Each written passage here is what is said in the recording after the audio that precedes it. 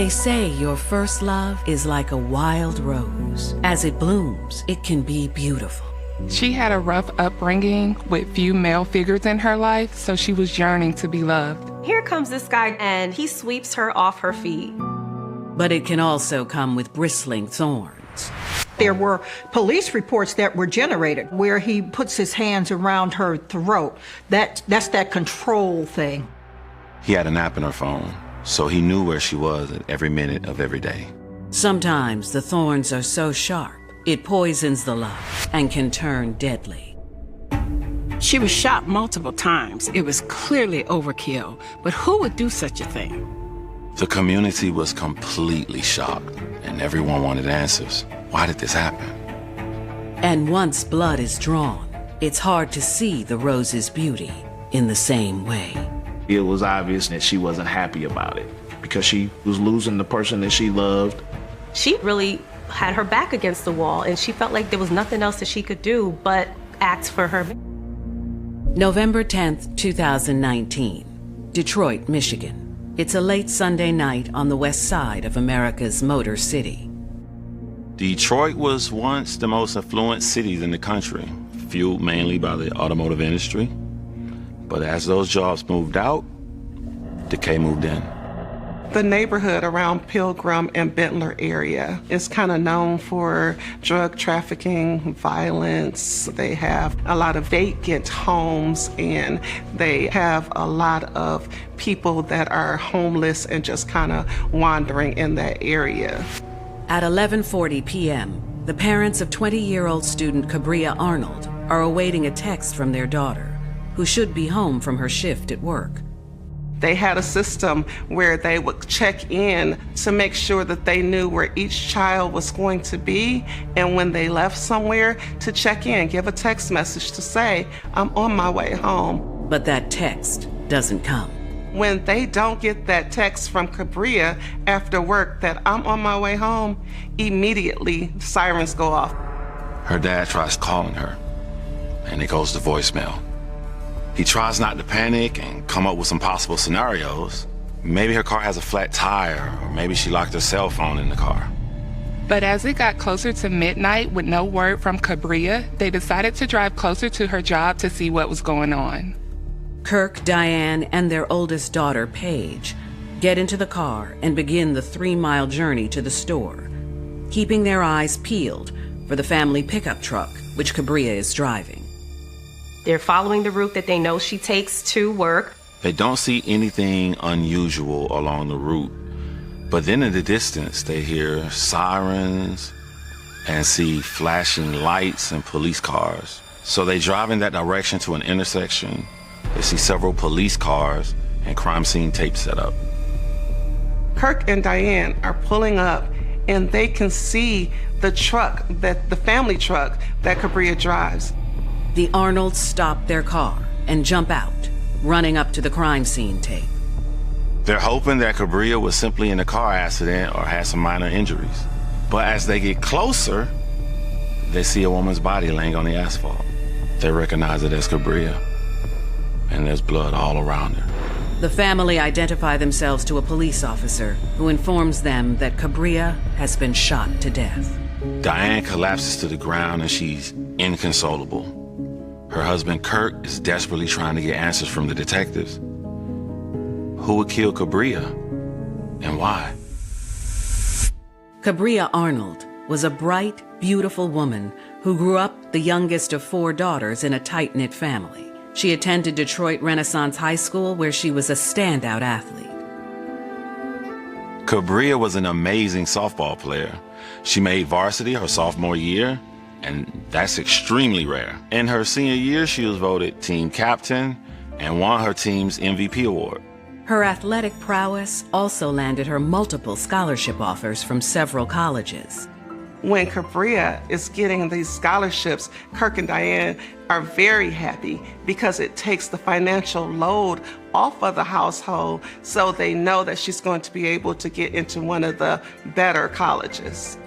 I think she saw athletics as a means to an end. The scholarship allowed her to further her education without having to take out student loans. Cabria enrolled at the University of Michigan, Dearborn, where she majored in public health with a minor in business.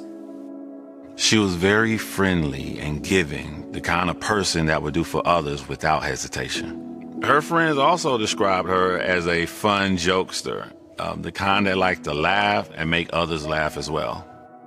There was also a serious side to the 20-year-old. Growing up in Detroit, she knew that self-defense was important.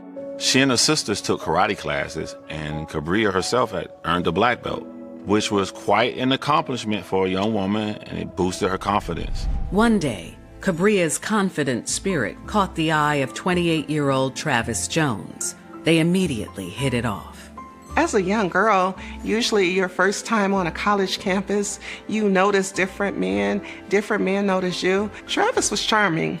He's handsome. He knows how to woo a younger woman. He's had girlfriends before. At this age, he knows what a woman likes. He knows the blueprint. So he's able to kind of draw her in, give her some of the intimacy, and give her the love and support that a younger girl may be looking for.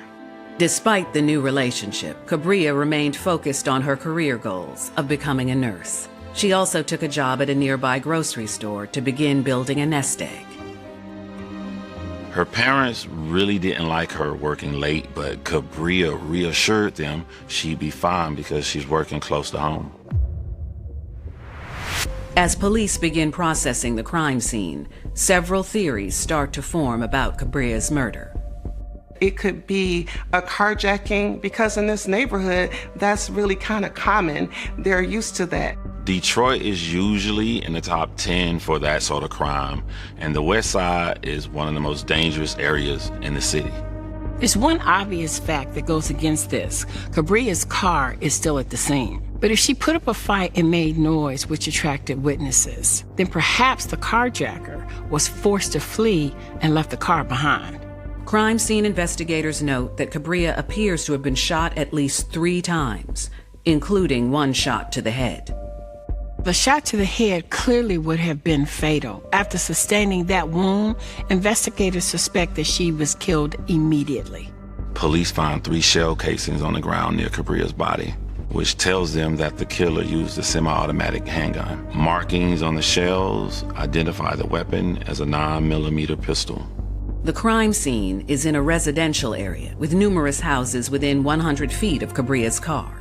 There was a man who lived in one of the homes, and he was actually the person that called 911 and reported the shooting. He said he was watching TV and heard what sounded like 2 people arguing. Then he heard the gunshots. When he heard the gunshot, he ran to the window and he looked outside and saw a person lying on the ground near a pickup truck. According to the witness, he saw someone hiding behind the truck as a vehicle passed by. After the car passed by, the witness says that he saw that person walk back over and fire 2 or 3 more shots into the body on the ground. That person then ran back to the car, got in and drove off. That's when he called 911. Detectives have their first lead, and the motive appears to be more sinister than they thought. At this point, it doesn't look like it's just a random act of violence. It looks like Cabria may have been targeted. While investigators continue processing the scene, a detective begins interviewing Cabria's parents and her sister, Paige. The detectives are wanting to get information on Cabria's background. They want to know about her friends, her enemies, and her lovers. They were trying to find a motive at this time for why she was killed. Paige steps forward and says she has some information the police should know that only she knows. Cabria was pregnant. So Paige said that Cabria had told her this several weeks earlier, but she had not told her parents. Cabria actually had plans to tell everyone about the baby the next day. So immediately detectives start wondering if this pregnancy was a motive for the murder. Violent death of student-athlete Cabria Arnold stuns members of her immediate family. This is even worse because Cabria's family is standing there at the crime scene late at night, and they look over and see her dead body laying on the ground. That makes it twice as shocking. Detectives have just learned from Cabria's family that she was pregnant, and now they suspect the motive behind her death is personal. The vast majority of murders are committed by someone that the victim usually knows. So it doesn't take a large leap of logic for people to suspect some type of motive. Usually when parents learn that their daughter is pregnant, it's joyful news. But in this case, it just compounds the tragedy. Not only have Kirk and Diane lost their daughter, but they lost what would have been their grandchild.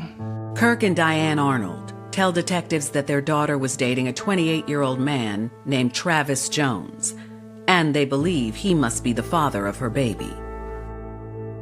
The Arnolds readily admit to detectives they don't really like Travis Jones. He was 8 years older than Cabria, and they felt the age difference was too much. They also didn't like the fact he didn't have a solid career, and he mainly worked odd jobs. It's not unusual at all for parents to want what's best for their children, and that's what the Arnolds wanted. They were both hard workers, and so was Cabria.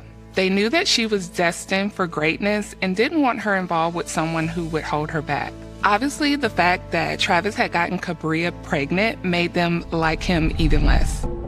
As detectives continue talking to the Arnolds, a car pulls up. Driving it is Travis Jones. Police are like, what the heck is he doing here? It seems like quite the coincidence. The Arnolds say they didn't call him. Travis Jones jumps out of the car. He rushes over to the police. He's very anxious. He's asking the police, what's happening? Where's Cabria?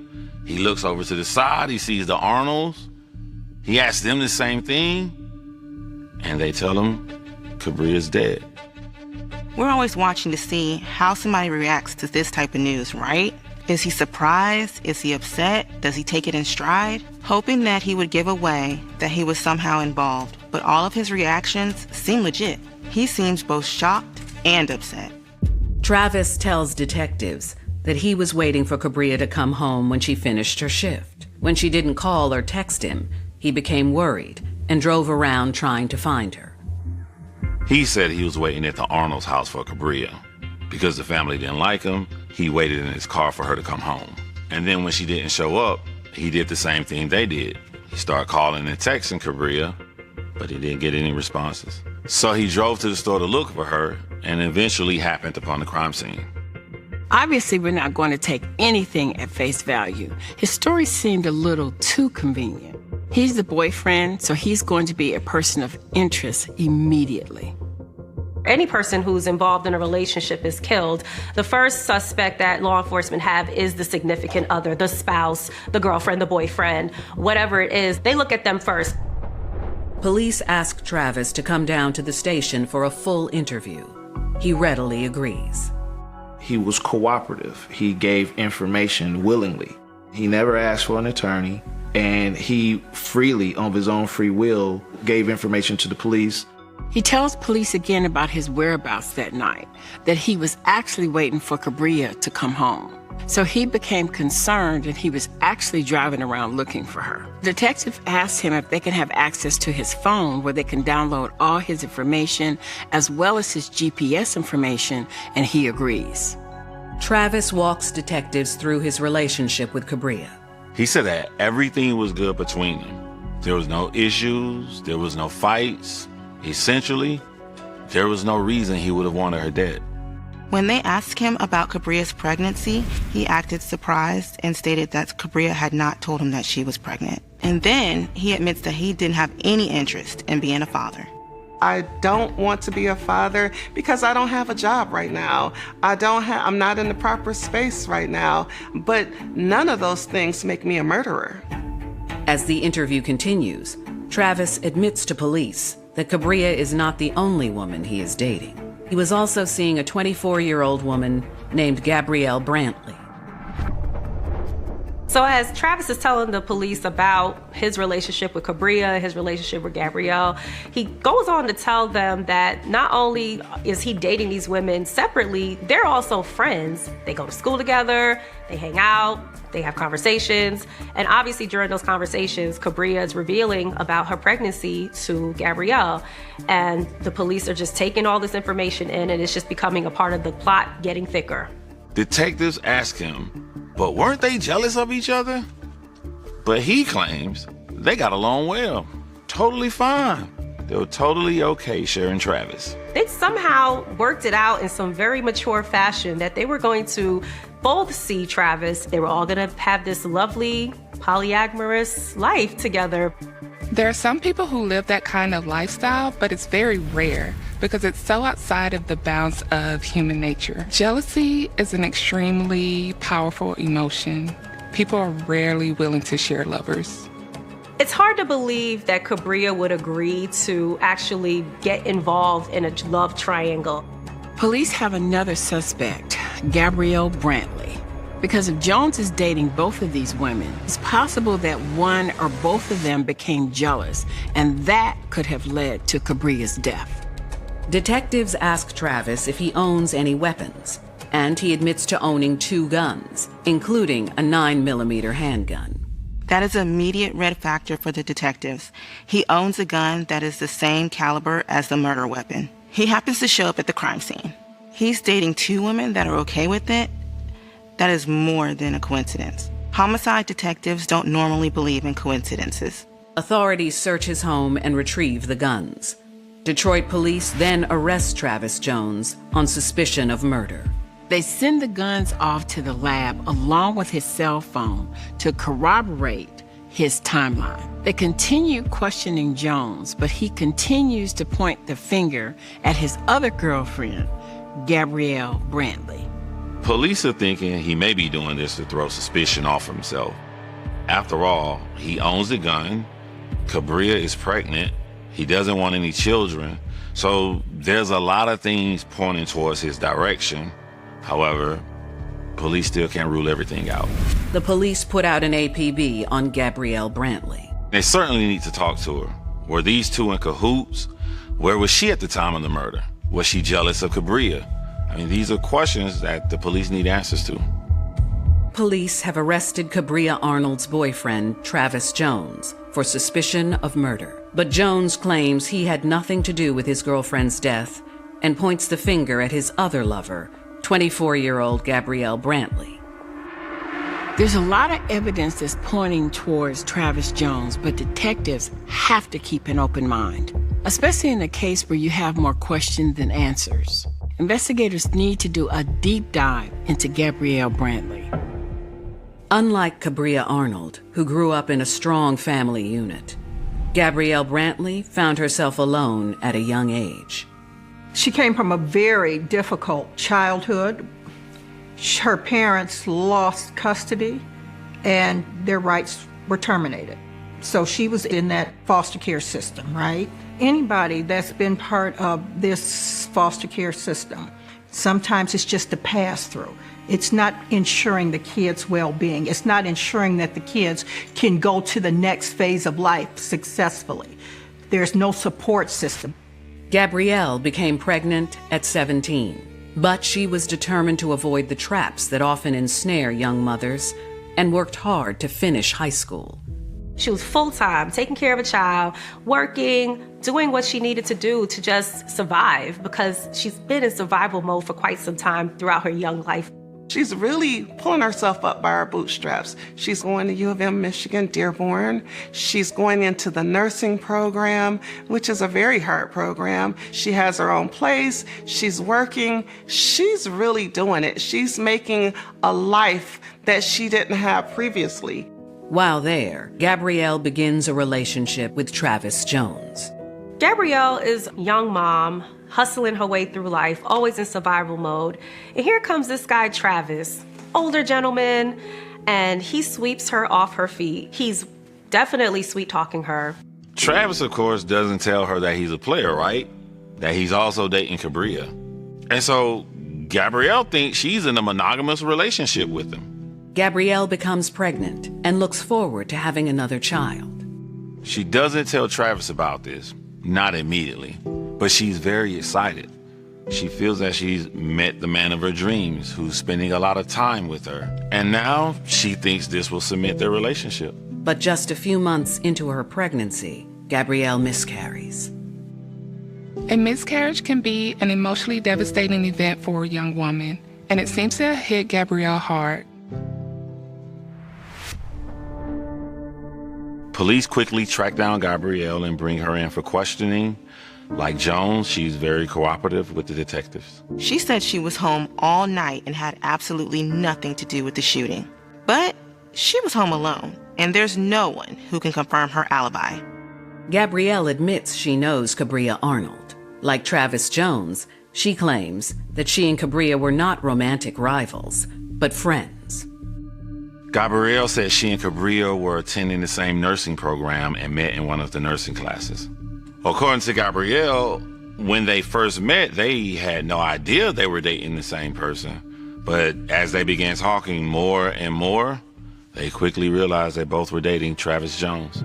Ordinarily, learning something like this would immediately end any friendship, but Gabrielle claimed that it didn't. She actually claimed that it made them closer. Not only did they go to school together, but they would go bowling, to the movies, ice skating. They were together constantly. Gabrielle answers every question from detectives. But when they ask her for her cell phone, she explains that she recently lost it. That stood out to detectives. Now, it may be true, people do sometimes lose their cell phones, but it strikes detectives as a little too convenient. Phones are huge sources of information for detectives. Everything is on a cell phone. Who they're talking to, texting with, what they're saying. And of course the GPS with cell phone ping technology will tell the detectives everywhere they've been. Adamant about her innocence, Gabrielle grants detectives permission to search her apartment, but they come up empty. They don't find any evidence that implicates Gabrielle, but the police continue to press her about her phone. She gives them her cell phone number, and they get a subpoena for her phone records. Detectives send the phone number to their tech unit to start the lengthy process of extracting information from it. As the police wait for her phone records, they have no choice but to release her. They don't have any physical evidence linking Gabrielle to the crime, but that doesn't mean that she's completely in the clear. Investigating the murder of Cabria Arnold have Travis Jones, the father of her unborn child, in custody. They are also taking a hard look at Gabrielle Brantley, who they believe may have also been involved. The police weren't able to find anything when they searched the home of Gabrielle Brantley, but are having her phone records analyzed because they believe she could be an accomplice or at least have some information on Cabria.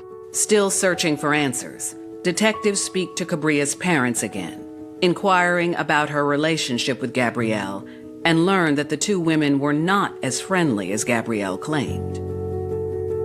The Arnolds said Cabria wasn't besties like Gabrielle described. They said Cabria described her more of an acquaintance, just someone she saw in class and talked to occasionally. It suggested that Gabrielle was exaggerating her relationship with Cabria. That poked holes in their polyamorous claims. The question was why? Investigators obtained surveillance video from homes and businesses on the route between the grocery store where Cabria worked and the crime scene. On several videos, a red Toyota Camry could be seen. That car was seen following Cabria's truck for several hours prior to the murder. And it seemed to be a match for the car that Gabrielle Brantley owned. The detectives are getting more and more suspicious about Gabrielle, even though she's alleging that she was at home at the time of the shooting. On November 18th, investigators bring Gabrielle Brantley in for a second interview. Detectives confronted her with the surveillance video. Gabrielle initially denied it was her in the car. Eventually, she admitted that it was her, but says even though she was there, she had nothing to do with the murder. She tried to say that by coincidence she was there. Come on, who will believe that she just coincidentally showed up at the scene of a murder? By her own admission, she was at the scene of the murder. Cabria's parents say she's lying about the nature of their friendship. The victim is pregnant by her boyfriend, so she has motive. Brantley is arrested and placed in jail to await formal charges for murder. The next day, she sends word to police that she wants to talk to them again. So they bring her in for a third interview, and now she has a new story to tell. She admits that she was at the scene, but this time she's admitting that she was at the scene with her boyfriend, Travis Jones. She says that Jones got out the car and that he was the person that shot Cabria. Gabrielle claims that after Travis killed Cabria, she drives off, leaving Travis at the scene. She doesn't drive him back, so he's on his own and must have fled on foot. Her story has some problems. Why would she drive him there and then leave him behind? It seems like she's trying to create a story where she's completely innocent and the police are not buying it. Gabrielle is sent back to jail to await arraignment. Investigators know they will need more evidence to gain a conviction and turn to cell phone records that just came in. They are surprised by the GPS's information on Travis Jones's phone. Through GPS technology and tracking his phone, law enforcement can see that he was not at the homicide scene, that he was in fact at her parents' house, at Cabria's parents' house. It actually seemed to corroborate his account that he had actually gone out looking for Cabria, had driven to the store where she worked, then drove up and back to her parents' house. That phone was never at the crime scene. Detectives now turn to Gabrielle Brantley's cell phone records. Gabrielle's phone was not at the scene of the crime, which further complicates all the crime scene evidence. So far, investigators are not able to tie either one of them to this crime.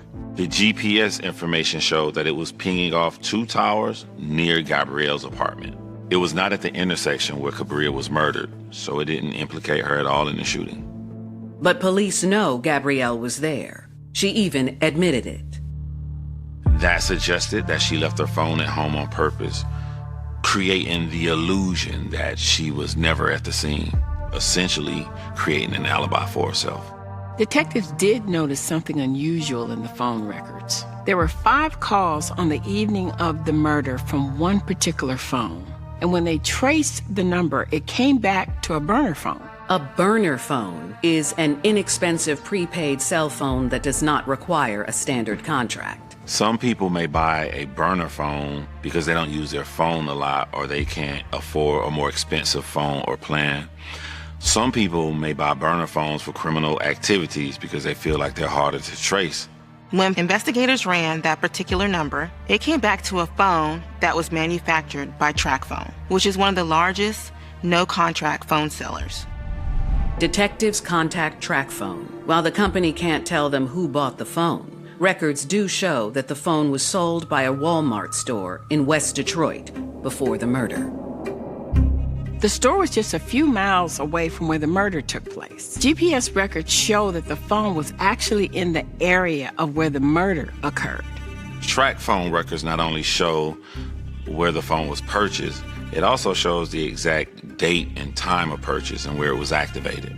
So detectives go to Walmart to see surveillance videos and cash registers. Detectives believe that Travis Jones was the person that actually purchased the phone, and that he had used that phone when he committed the crime, and then used the other phone to create an alibi. But when they examine the Walmart surveillance video, detectives do not see Travis Jones. They see Gabrielle Brantley purchasing the phone. That seemed a little odd because the TracFone made 5 calls and they were all to Gabrielle's other phone. Why would she be calling herself? Detectives figured maybe she was checking to see was the other phone working.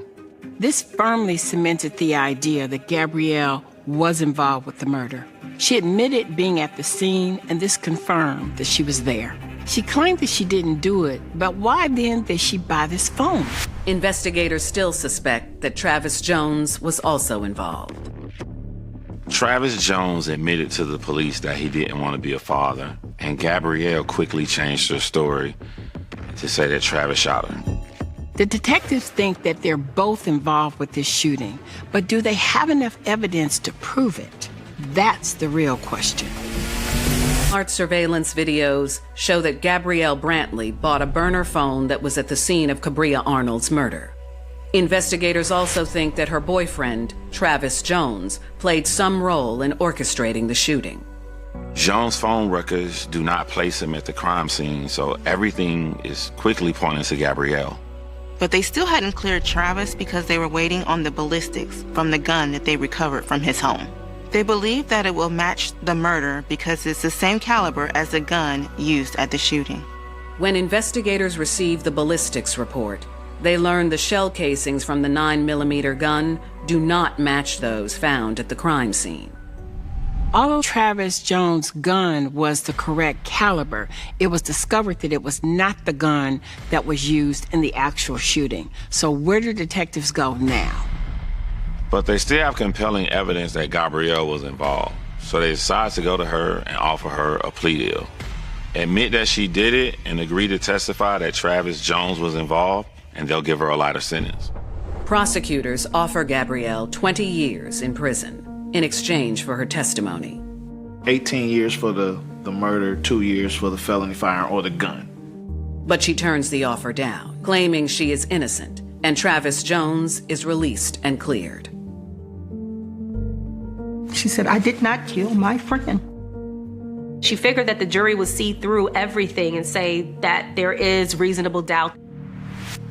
On December 4th, 2023, 4 years after Cabria's murder, Gabrielle Brantley's trial begins in a Detroit courtroom. Her attorney, Lillian Diallo, believes the case is weak and that Gabrielle is only there because Travis pointed the finger at her. I know how Gabrielle got to that table. She didn't get to that table through any physical eyewitness, right, putting her on the scene. She got there because, well, my gun is missing.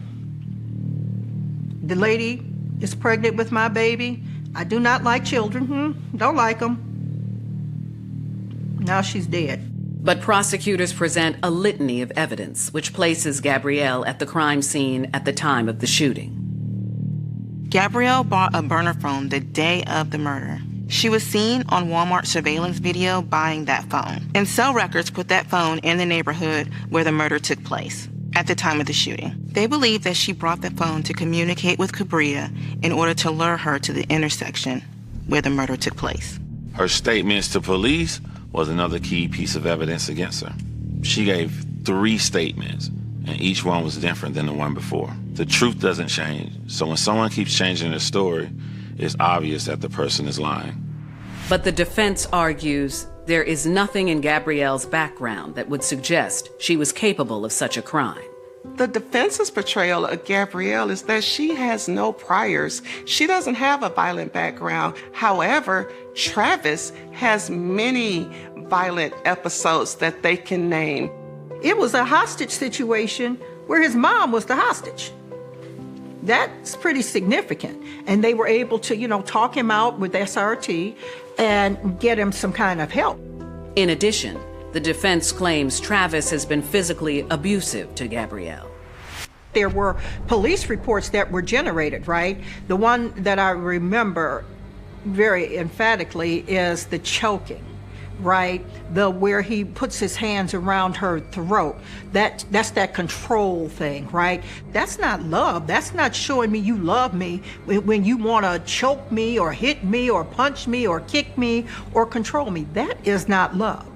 While the defense is portraying Travis as a controlling man who didn't want kids, and while that could in fact be looked at as a motive, Cabria's baby was a much more bigger threat to Gabrielle.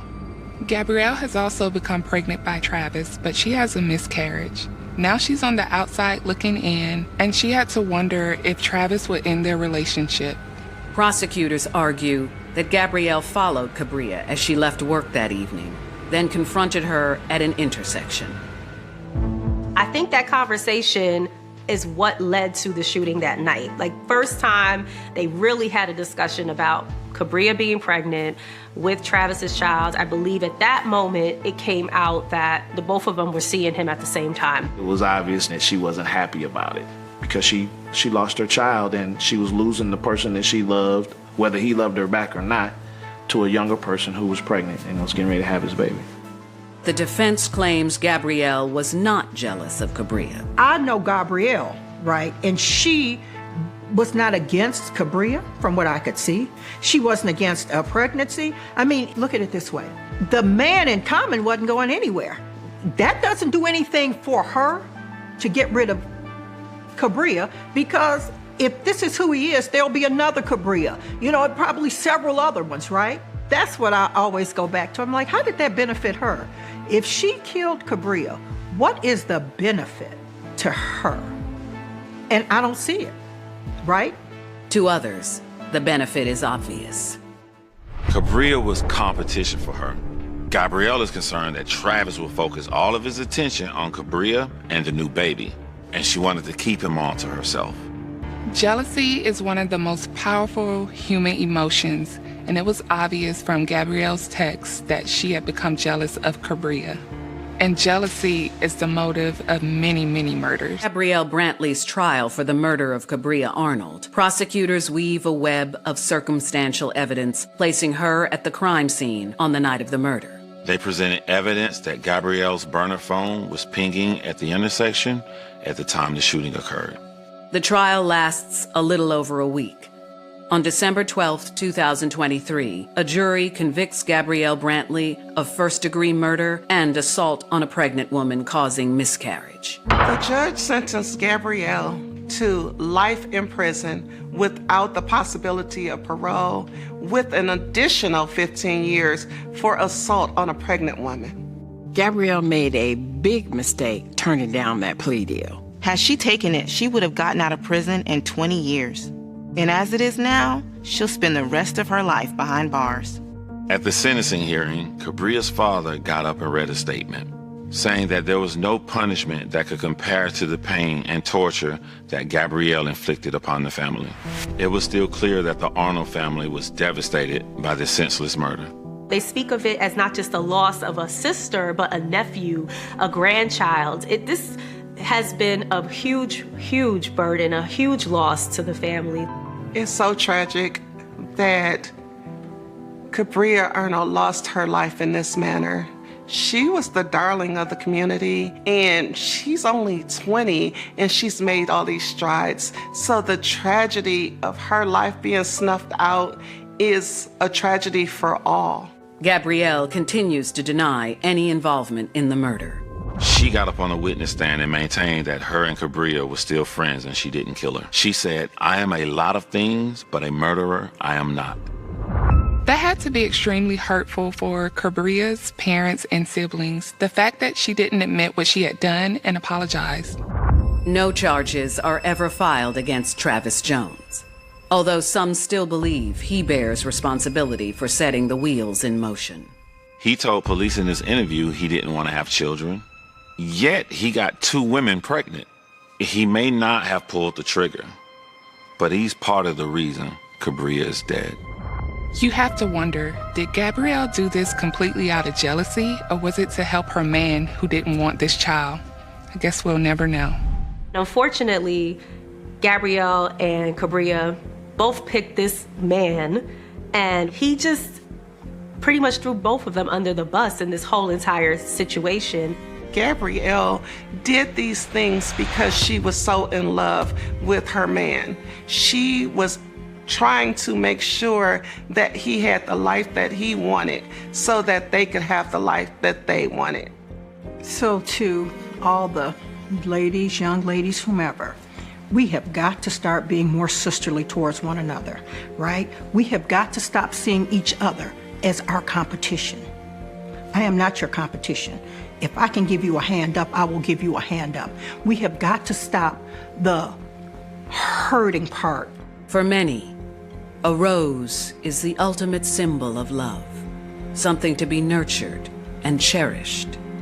But sometimes, when you squeeze too tightly, the thorns can leave you red-handed, and the pain may never go away. The desert wind howled through the jagged canyons of Arizona on a stifling July night in 1993, carrying with it the dry, choking dust of a landscape that buried its secrets deep beneath the sun-baked earth, oblivious to the horrific reality unfolding inside a modest, suburban home in the outskirts of Phoenix. It was a suffocating midnight silence, pierced only by the erratic hum of an overworked air conditioner and the slow, agonizing drip of a leaky faucet in a kitchen where life had just been violently extinguished. This is the harrowing anatomy of an Arizona 1993 cold case solved. Double life shattered by new arrest, a nightmare frozen in time that defied the sharpest minds in southwestern law enforcement for over 3 decades, waiting patiently in the suffocating shadows for the exact moment when modern science would finally rip away the mask of respectability and expose a monster who thought he had outsmarted the grave itself. The crime scene itself was a masterclass in calculated terror, staged with a chilling absence of chaos that left veteran homicide investigators staring in absolute, stunned silence when they breached the front door the following morning. There were no signs of forced entry, no frantic struggle recorded on the hardwood floors, and no neighborhood screams piercing the heavy desert air. The victim, a quiet, well-liked community college instructor whose private life was as immaculate as her book-lined study, had simply welcomed her executioner inside with a cup of warm tea still steaming on the counter. The only tangible signature left behind by the phantom killer was a single, eerie token resting precisely in the center of the dining table, an antique brass pocket compass with its needle violently bent, pointing permanently toward the dark, unforgiving expanse of the northern desert. Detectives combed the surrounding neighborhoods for days, questioning terrified residents who locked their doors twice and stared through shuttered windows, whispering about a shadow that had slipped through the desert grid without leaving a single footprint, a single fingerprint, or a single shred of usable forensic evidence. As the weeks melted into agonizing months, the investigation degenerated into a classic wall of cold case frustration, a towering monument of dead-end leads, uncooperative informants, and exhaustive tip lines that ultimately rang empty.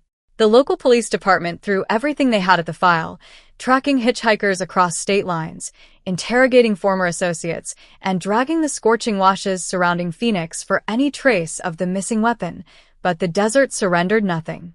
The media seized upon the tragedy, turning the unsolved murder into a nightly spectacle that fed the public's growing paranoia while investigators watched helplessly as the trail grew cold and brittle under the merciless Arizona sun. Years bled into decades. The active case files were transferred to dusty archive boxes in the basement of the precinct, and the community slowly forced the nightmare to the back of their minds, trading their raw terror for a false sense of suburban security. Yet, beneath the veneer of progress and the relentless expansion of the Phoenix metropolitan sprawl, the ghost of 1993 remained wide awake, locked away in a yellowed folder, waiting for a technological miracle that seemed light years away. Then came the quiet, high-tech revolution of forensic genetic genealogy, a seismic shift in criminal investigation that turned microscopic scrapings of skin cells recovered from beneath the victim's fingernails into an unyielding digital spotlight. For decades, those minuscule genetic fragments had yielded nothing on the standard law enforcement databases, representing a frustrating dead end that mocked generations of detectives. But science marched forward, unlocking pathways that sounded like pure science fiction back in 1993. Analysts took the degraded DNA profile, amplified the fragments through revolutionary sequencing techniques, and built a massive, multi-generational family tree by cross-referencing public ancestry networks. It was a painstaking, obsessive process spanning months of tracing distant cousins, forgotten lineages, and obscure birth certificates scattered across 4 different states. Slowly, the branches of the digital tree converged, tightening like an inescapable noose around a single family name that had never once appeared on the original suspect list from 30 years ago, mapping out a genetic trail that pointed straight to a quiet, unassuming suburban driveway in the heart of Arizona. The takedown was executed with lightning-fast tactical precision in the pre-dawn hours of a Tuesday, mirroring the exact atmospheric tension of the original crime decades ago.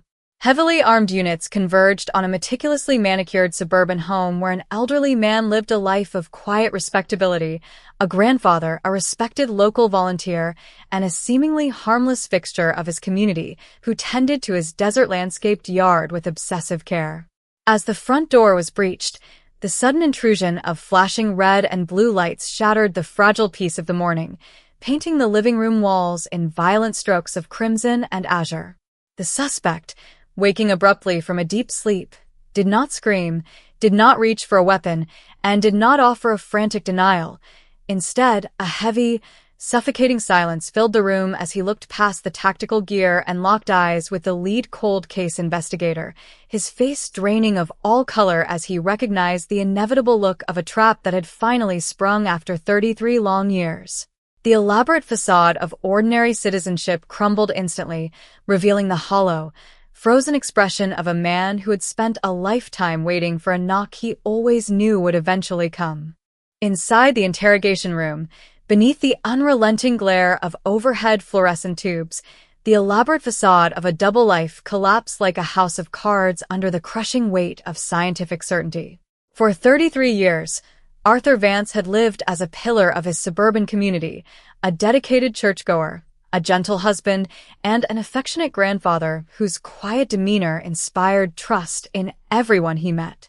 But sitting in the cold metal chair, his wrists secured by heavy steel handcuffs, the mask slipped away to reveal the cold, calculating predator hidden beneath. The lead cold case detective did not raise his voice. Instead, he methodically laid out thick folders filled with genetic charts, pedigree trees, and modern statistical matches that proved Vance's DNA was present beneath the victim's fingernails during her final, desperate moments. Across from the table, Vance sat motionless, his chest heaving with shallow breaths as the ticking of the wall clock mirrored the relentless countdown that had finally caught up to him, shattering his long-held illusion that time was an absolute shield against justice. When Vance finally began to speak, his raspy voice was devoid of emotion, delivering a chilling confession that sent a shudder through the seasoned investigators listening in the observation room. He did not express remorse or beg for clemency. Rather, he recounted the events of that stifling July night in 1993 with a clinical, detached precision that was horrifying to hear.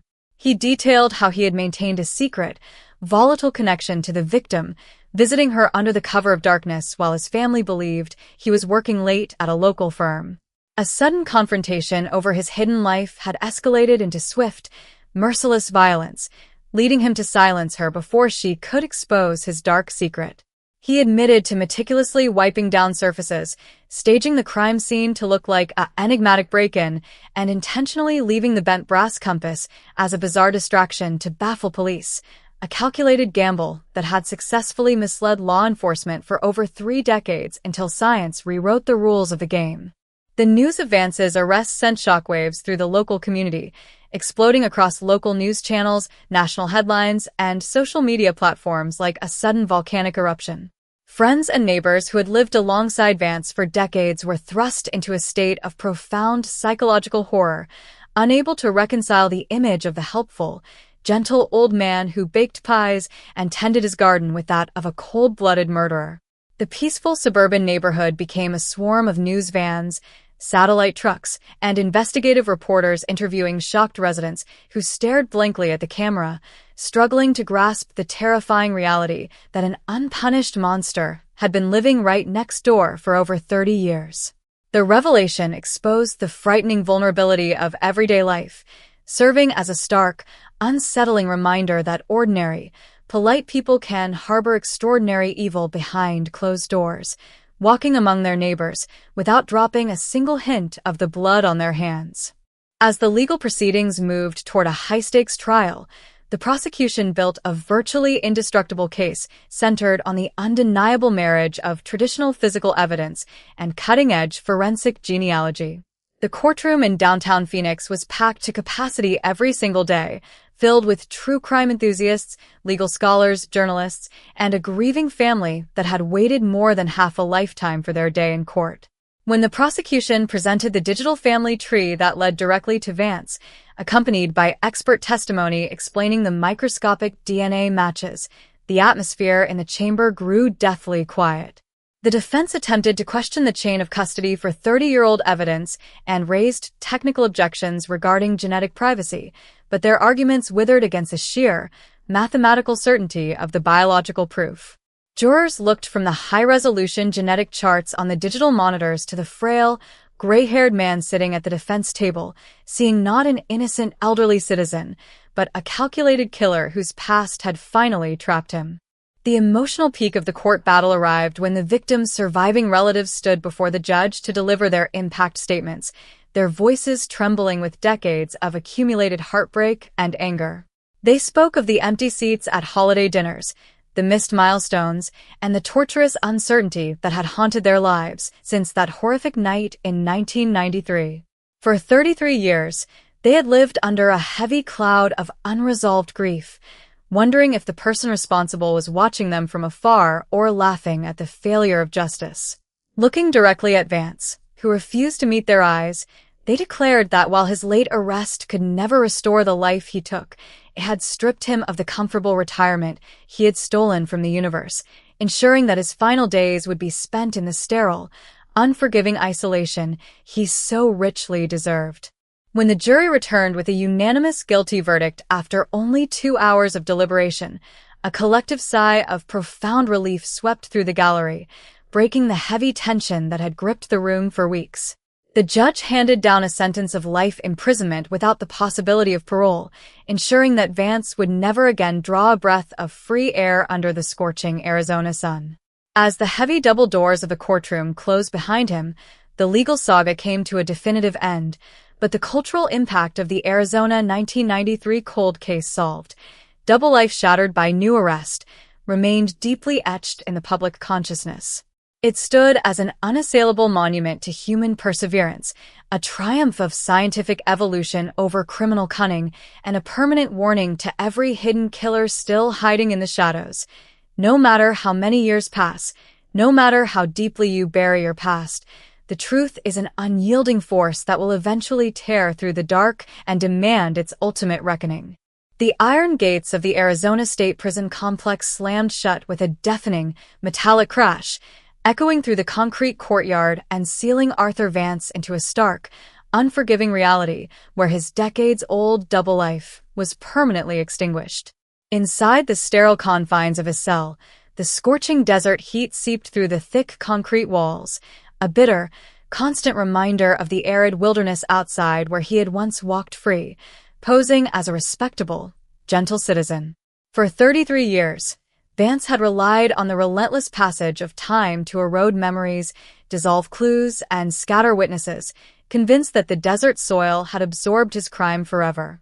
But now, stripped of his suburban home, his pristine garden, and the mask of ordinary respectability, he was reduced to an inmate number, left alone in the dark with the heavy, suffocating weight of an unpunished murder that had finally caught up to him.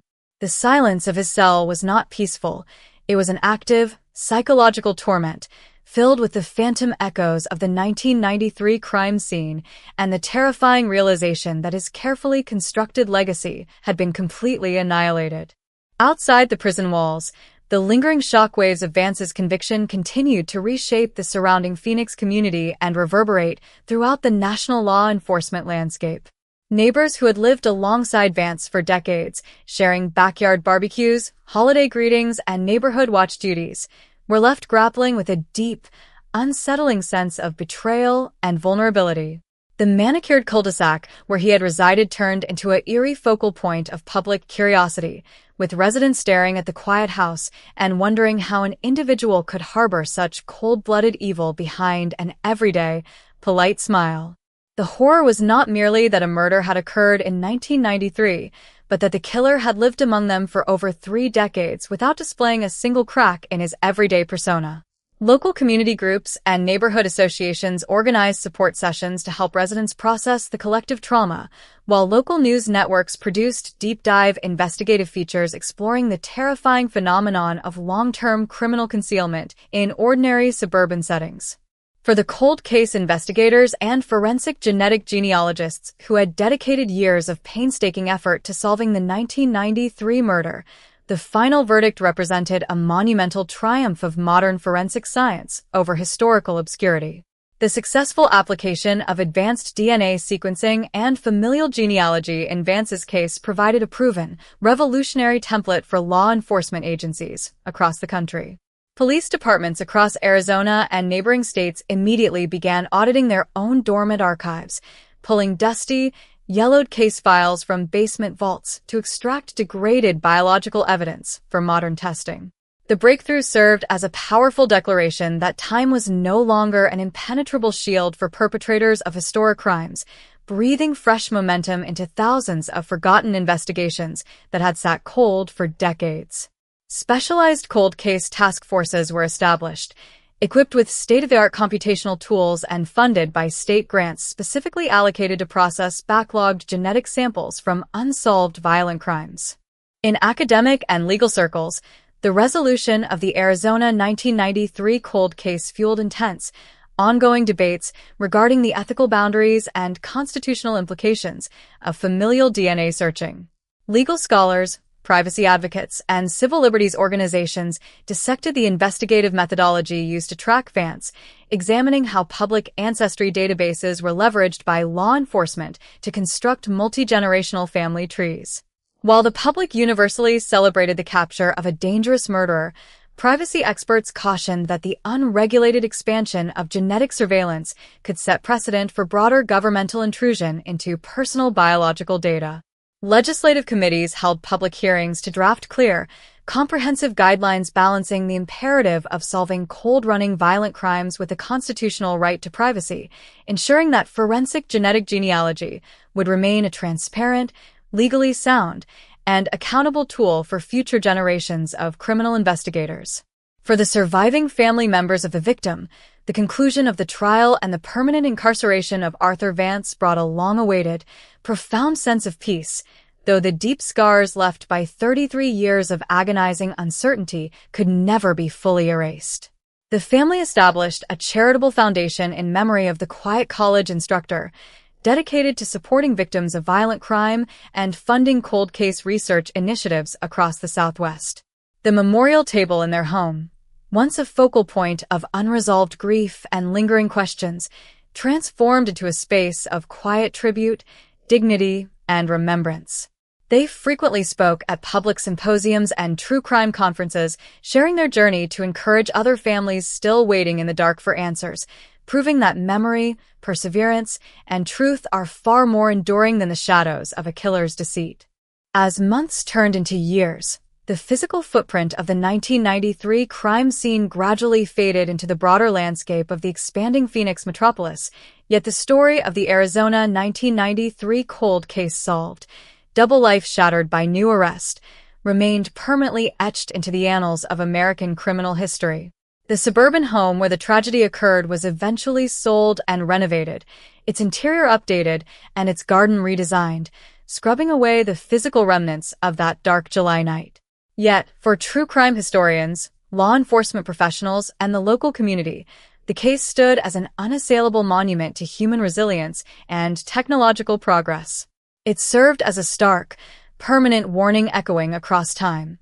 No matter how deeply a secret is buried beneath the desert sands, no matter how many decades a killer manages to hide behind a mask of normalcy, the unyielding arc of justice will eventually bend toward the truth, drag the darkness into the light, and demand an ultimate, inescapable reckoning.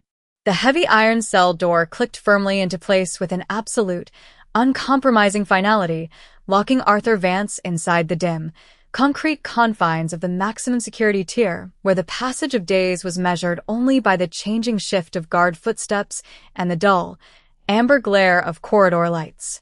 Inside his cell, the stifling desert heat clung to the concrete walls like an invisible, suffocating cloak, a constant, physical reminder of the vast Arizona landscape that lay just beyond the high, razor-wire perimeter walls. For over 3 decades, Vance had lived under the comfortable, self-assumed delusion that he had achieved the impossible, a perfect crime, erased by the shifting desert sands and forgotten by time. He had built an enviable life on that lie, surrounding himself with children, grandchildren, flower beds, and the quiet respect of a peaceful neighborhood. But the cold, unyielding precision of modern science had systematically peeled away every layer of that carefully crafted existence, exposing him to the world not as a gentle family man, but as a calculated murderer who had simply run out of time.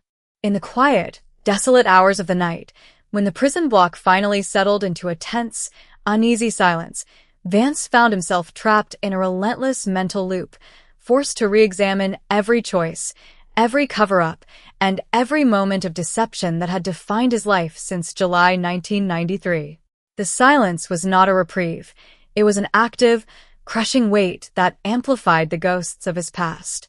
He remembered the precise, chilling detail of the bent brass compass he had left on the dining table, a theatrical misdirection that he had once proudly viewed as a stroke of genius, believing it would keep investigators chasing ghosts toward the northern canyons indefinitely.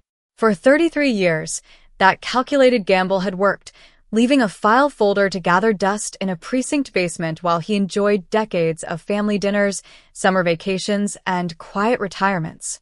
Now, sitting on a hard steel bunk in a coarse orange jumpsuit, he realized the ultimate irony.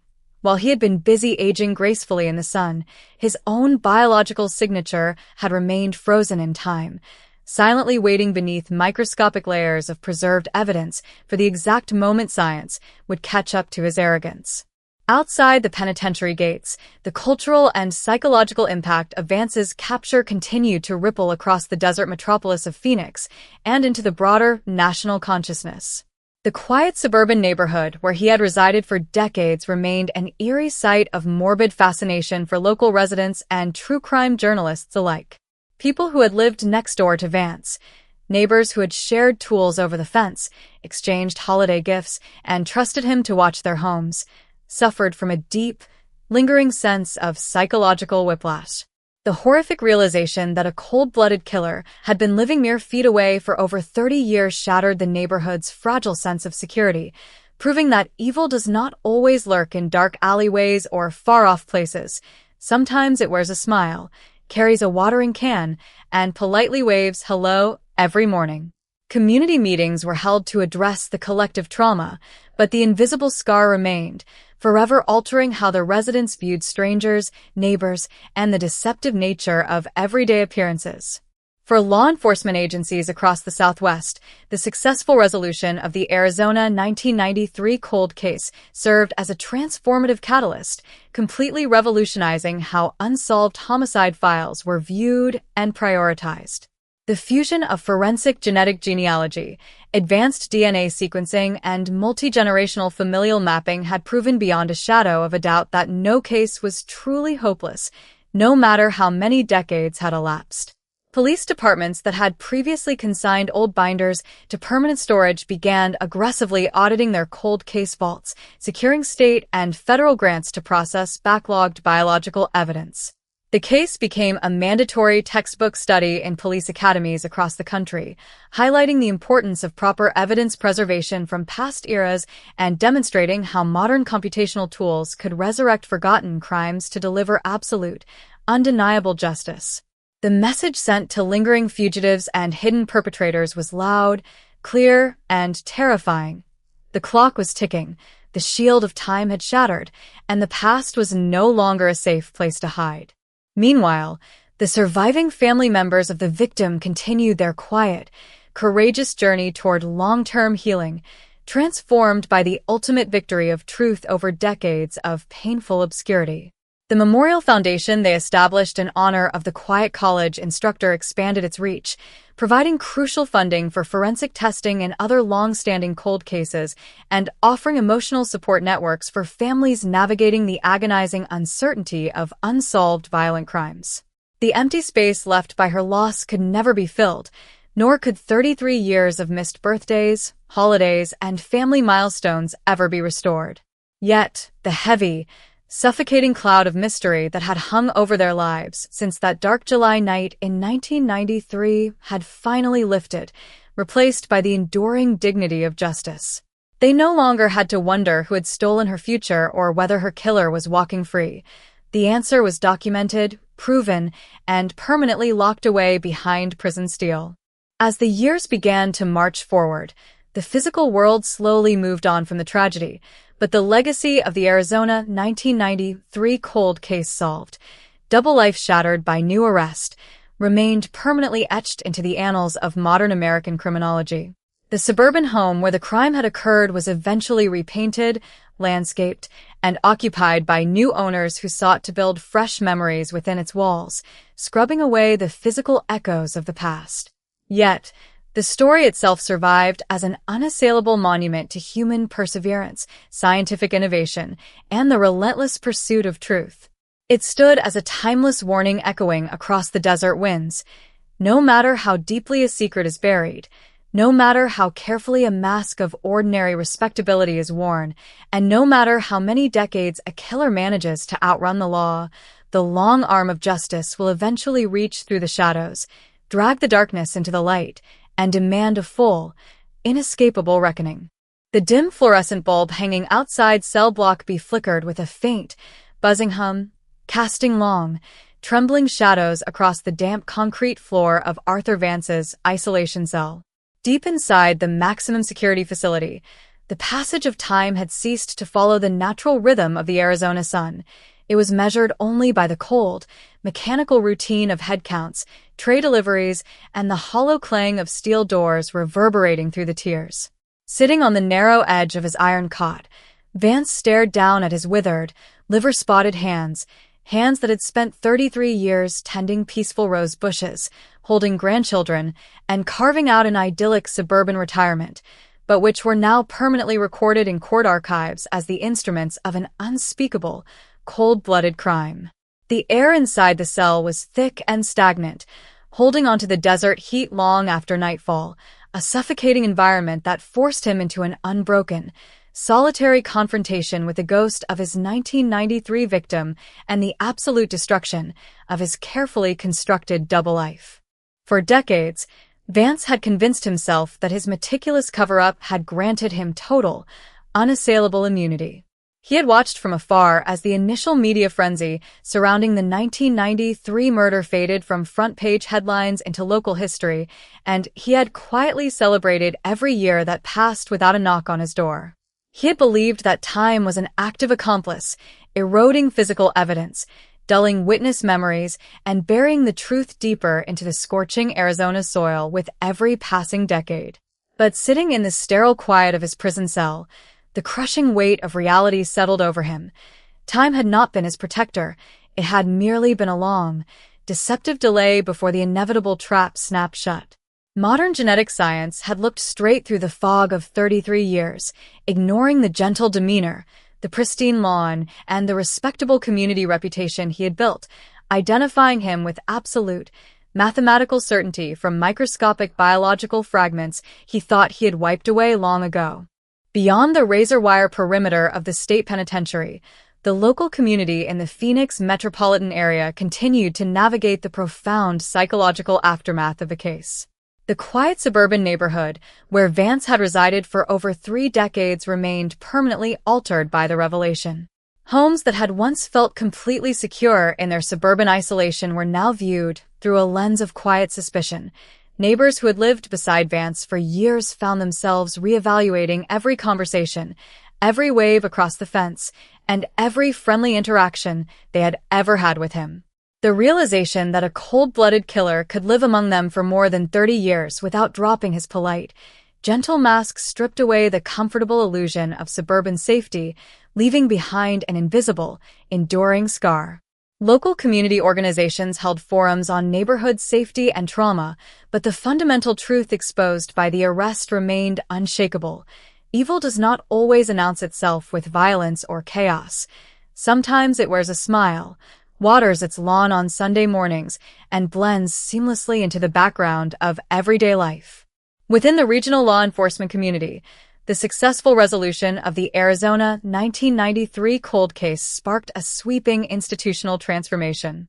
Police departments and sheriff's offices across the Southwest, energized by the undeniable triumph of forensic genetic genealogy, launched aggressive reviews of their own cold case vaults. Long-forgotten evidence lockers were opened, and degraded samples of clothing, hair, and biological material from unsolved crimes dating back to the 1970s and 1980s were submitted for advanced DNA sequencing and genealogical mapping. Specialized cold case units that had previously operated on shoestring budgets were allocated fresh state funding and high-tech investigative tools. Detectives who had spent their entire careers haunted by unsolved murder binders found renewed hope, realizing that no case was truly dead as long as a single microscopic trace of physical evidence remained preserved. The Arizona case was adopted as a landmark model in investigative seminars nationwide, demonstrating to a new generation of law enforcement officers that patience, combined with cutting-edge science, could systematically dismantle even the most airtight, long-standing criminal cover-ups. Meanwhile, the surviving family members of the victim continued their journey toward enduring peace and purpose, grounded in the ultimate victory of truth over decades of painful obscurity. The charitable foundation created in her memory expanded its initiatives, providing financial assistance for forensic testing in neglected cold cases and establishing support programs for families navigating the torturous ambiguity of unsolved violent crimes. The annual memorial gathering, once a somber, heavy affair defined by unanswered questions and unresolved grief, transformed into a dignified celebration of her life, her legacy, and the unyielding resilience of human justice. Standing before supporters and journalists, the family reflected on the long, agonizing 33-year wait, emphasizing that while judicial victory could never replace the years stolen from them, it had restored dignity to her memory and proven that the truth possesses an incredible, gravitational pull that eventually drags even the most deeply hidden secrets out into the light. As months turned into years, the physical environment of the 1993 crime scene slowly merged back into the broader, bustling expanse of the growing desert city, but the story of the Arizona 1993 cold case solved, double life shattered by new arrest, remained permanently embedded in the annals of modern American justice. The suburban house where the crime occurred underwent complete architectural renovations, scrubbing away the physical traces of that dark July night and allowing new families to live within its walls. Yet, for legal scholars, forensic scientists, and true crime historians, the case stood as an eternal, unassailable monument to human perseverance and technological innovation. It served as a stark, permanent warning echoing across the desert winds to every hidden perpetrator still living behind a mask of normalcy. No matter how many years pass, no matter how carefully a secret is guarded, and no matter how comfortably a double life is constructed, the long arm of science and justice will eventually reach through the shadows, tear away the mask, and demand a full, inescapable reckoning. The harsh, yellow glare of the corridor nightlight cut through the small reinforced window of cell block B, casting a narrow, grid-like shadow across Arthur Vance's face as he lay motionless on his steel cot. Deep within the maximum security wing of the Arizona State Prison, the relentless summer heat persisted long past midnight, radiating off the concrete walls like a slow furnace. For 33 years, Vance had relied on the dry desert air and the vast, silent stretches of the Arizona wilderness to absorb his darkest act, convincing himself that the heat had burned away every trace of his crime. He had built a pristine, comfortable existence on that lie, a life filled with quiet family dinners, community events, manicured lawns, and the unshakable respect of his peers. But in this sterile, windowless cell, the grand illusion had completely evaporated. The mask of the gentle grandfather had been permanently ripped away, leaving only an aging, convicted murderer stripped of his freedom, his reputation, and the comfortable double life he had spent more than 3 decades protecting. In the heavy silence of his solitary confinement, Vance was haunted not just by the prospect of dying behind bars, but by the terrifying precision with which his past had been reconstructed. For over 30 years, he had believed that his cover-up was flawless. He had meticulously wiped down surfaces, avoided leaving fingerprints, and staged the scene with calculated misdirections, including the shattered brass compass left on the dining table. He had taken comfort in the knowledge that as the years turned into decades, witness memories would fade, investigators would retire, and physical files would gather dust in forgotten precinct basements. What he had never anticipated was that the human body leaves behind an indelible, immortal script, a microscopic biological signature that time cannot decay or erase. The very science that sounded like distant fantasy in July 1993 had ultimately tracked him down, converting a microscopic scraping of skin cells recovered from beneath the victim's fingernails into an inescapable digital map that led police straight to his doorstep. Beyond the high concrete perimeter walls and razor wire of the penitentiary, The psychological aftermath of Vance's arrest and conviction continued to weigh heavily on the Phoenix suburb where he had lived for so long. The quiet, tree-lined cul-de-sac remained a site of unsettling fascination for local residents and investigative journalists alike. Neighbors who had lived next door to Vance for decades, people who had shared tools, attended block parties, and watched his children grow up, were left dealing with a lingering sense of paranoia and betrayal. The realization that a cold-blooded killer had been living right beside them for 33 years, tending his rose bushes and waving politely every morning without ever betraying a single hint of guilt, shattered their basic assumptions about safety and community trust. The neighborhood had to confront a terrifying reality. The most dangerous monsters do not always hide in the dark. Sometimes they wear the warm, familiar face of a trusted friend, living ordinary lives right in plain sight. For law enforcement agencies across Arizona and the entire American Southwest, the resolution of the 1993 cold case marked a monumental turning point in the philosophy of homicide investigations. The successful integration of advanced forensic genetic genealogy into the prosecution of Arthur Vance proved that no case was truly dead, no matter how many decades had passed or how cold the leads had grown. Police departments across the region began systematically reevaluating their cold case vaults, pulling old boxes out of storage and submitting preserved biological evidence for modern DNA sequencing. The case was quickly adopted as a landmark study in criminal justice academies nationwide, serving as a powerful lesson in evidence preservation, multi-generational familial mapping, and investigative persistence. It sent an unmistakable, terrifying message to hidden fugitives living comfortable lives across the country.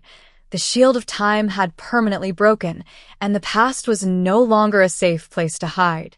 Meanwhile, the family of the victim continued their path toward long-term healing, finding strength and dignity in the absolute triumph of the truth.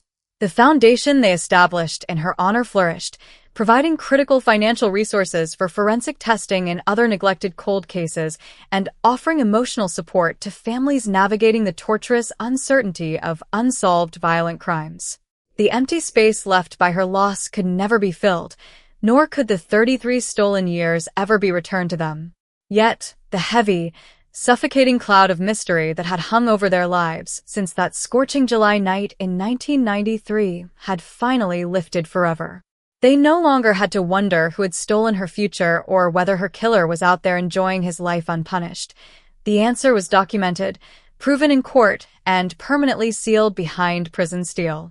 As time marched forward, the physical world slowly moved on from the tragedy, but the legacy of the Arizona 1993 cold case solved, double life shattered by new arrest, remained permanently burned into the history of modern American justice.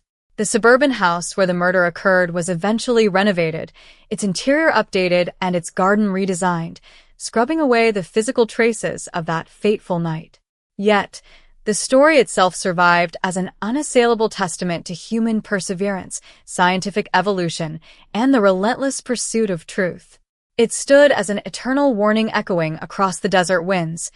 No matter how deeply a secret is buried, no matter how carefully a double life is maintained, and no matter how many decades a killer manages to outrun the law, the long arm of science and justice will eventually reach through the shadows, drag the darkness into the light, and demand a complete, inescapable reckoning. The rhythmic, metallic clinking of the guards' night shift patrol echoed down the narrow corridor of Cell Block B, breaking the stifling silence that hung over Arthur Vance's isolation cell like a heavy wool blanket. The dry Arizona heat, trapped within the thick concrete walls, refused to dissipate even as the midnight hours ticked away, creating a muggy, suffocating atmosphere that mirrored the internal torment of the man inside. Sitting motionless on the edge of his narrow iron cot, Vance stared blankly at the plain white walls of his cell, his eyes tracing the fine hairline cracks in the paint that mirrored the fracture lines of his destroyed reputation. For 33 years, he had lived comfortably behind a wall of respectability, convinced that the desert soil had swallowed his dark secret forever, leaving him free to enjoy a quiet, honored retirement in the heart of suburban Phoenix. But now, Stripped of his clothes, his name, his home, and his freedom, he was reduced to a cautionary tale, an elderly inmate whose meticulously crafted double life had been systematically ripped apart by the unyielding march of forensic science. In the dead of night, away from the watchful eyes of attorneys, journalists, and prison guards, Vance found himself completely unable to escape the relentless, looping memory of the night that had ultimately sealed his fate. He remembered every detail of that stifling July evening in 1993, the quiet hum of the air conditioner, the tense, rising argument in the kitchen, the swift and violent decision that ended a life, and the cold, deliberate effort he had exerted to scrub the scene clean before dawn broke. He had walked out of that house into the dry desert air believing he had achieved the impossible, a completely spotless getaway that would puzzle law enforcement until the case faded into obscurity. He had even derived a strange, sinister satisfaction from the mystery he created, watching local news broadcasts report on the peculiar bent compass left on the table while he sat in his own living room, surrounded by family, wearing the calm, concerned expression of a caring neighbor. For over 3 decades, that arrogance had sustained him, convincing him that he was far too intelligent to ever be caught. What Vance had failed to comprehend during those long, quiet years was that time is not a neutral spectator, it is an ally of progress, constantly forging new tools to illuminate the darkest corners of human history. While he was out enjoying family vacations, attending local community events, and watching his grandchildren play in the sprinkler, microscopic fragments of his own skin cells remained safely locked away inside an evidence freezer at the police department, completely untouched by the passage of years. He had foolishly assumed that because he had wiped down the counters, avoided leaving fingerprints, and established a plausible alibi, he was entirely safe. He had never imagined a future where computers could analyze a microscopic strand of DNA, cross-reference it against public genealogical trees spanning generations, and map out a precise biological trail leading straight back to his family name. The very advancement of human knowledge that he had ignored during his peaceful retirement had quietly turned into a silent, digital hunter, tracking him down with cold, mathematical certainty. Outside the high concrete walls and razor-wire fences of the penitentiary, the quiet suburban neighborhood where Vance had spent the second half of his life remained deeply traumatized by the truth that had finally come to light. The peaceful cul-de-sac, once known for its lush green lawns, blooming bougainvillea, and friendly neighborhood gatherings, had become an indelible mark on the local map, a location forever associated with unprecedented deception. Neighbors who had lived next door to Vance for decades found themselves questioning their own memories, analyzing every past interaction, every friendly wave over the garden fence, and every cup of coffee shared on the front porch. They struggled to reconcile the image of the helpful, soft-spoken elderly man who volunteered at local charities with a cold, calculating killer who had managed to carry out a violent crime and then slip seamlessly back into everyday life without showing a single crack in his composure. The realization that such profound evil could live right next door for 33 years, disguised under a sweater and a warm smile, shattered the neighborhood's fundamental sense of trust, leaving behind a subtle, persistent atmosphere of anxiety that no amount of time could entirely wash away. For the regional law enforcement community, the resolution of the Arizona 1993 case served as a watershed moment, completely redefining how unsolved violent crimes were approached across the Southwest.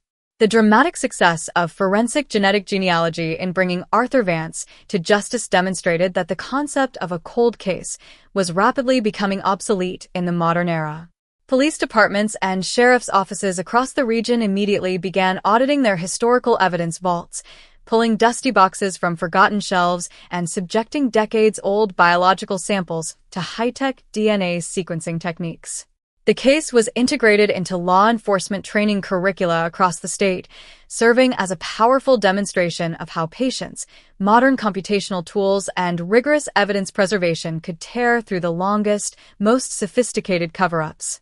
Detectives who had spent years burdened by unresolved files found renewed inspiration, realizing that every preserved scrap of physical evidence held the potential to expose a killer, no matter how many decades had passed since the crime was committed. Meanwhile, The surviving family members of the victim continued their quiet, courageous journey toward healing, grounded in the absolute victory of truth over decades of agonizing silence. The charitable foundation established in her honor expanded its mission, offering financial assistance to fund specialized DNA testing for other long-abandoned cold cases, while providing emotional support networks for families enduring the unbearable torture of unsolved violent crimes. The empty place at their family table could never be filled, nor could the 33 stolen years ever be returned to them. Yet, the heavy, suffocating cloud of uncertainty that had defined their lives since that terrible July night in 1993 had finally lifted forever. They no longer had to live with the tormenting question of who had stolen her future, or whether her killer was out there enjoying a long, peaceful life without consequence. The truth had been spoken in a court of law, validated by science, and sealed behind the heavy steel doors of a maximum security prison. As weeks turned into months and months merged into years, the physical surroundings of the 1993 crime scene slowly blended back into the rapidly expanding metropolis of Phoenix, but the extraordinary narrative of the Arizona 1993 cold case solved, double life shattered by new arrest, remained permanently etched into the history of American true crime. The suburban house where the tragedy took place was eventually sold, remodeled, and filled with new life, its freshly painted walls and redesigned garden scrubbing away the tangible markers of that tragic evening. Yet, the story itself lived on as a towering, unassailable monument to human perseverance, technological progress, and the relentless search for justice. It stood as a permanent, echoing warning across the sun-baked desert. No matter how deeply a secret is buried, no matter how meticulously a double life is constructed, and no matter how many decades a murderer manages to evade capture, the long arm of justice will eventually reach through the darkness, drag the hidden truth into the light, and demand a full, inescapable reckoning. The suffocating quiet of cell block B settled over Arthur Vance like a heavy burial shroud, punctuated only by the dull, metallic hum of the prison ventilation system pushing dry desert air through the high concrete walls.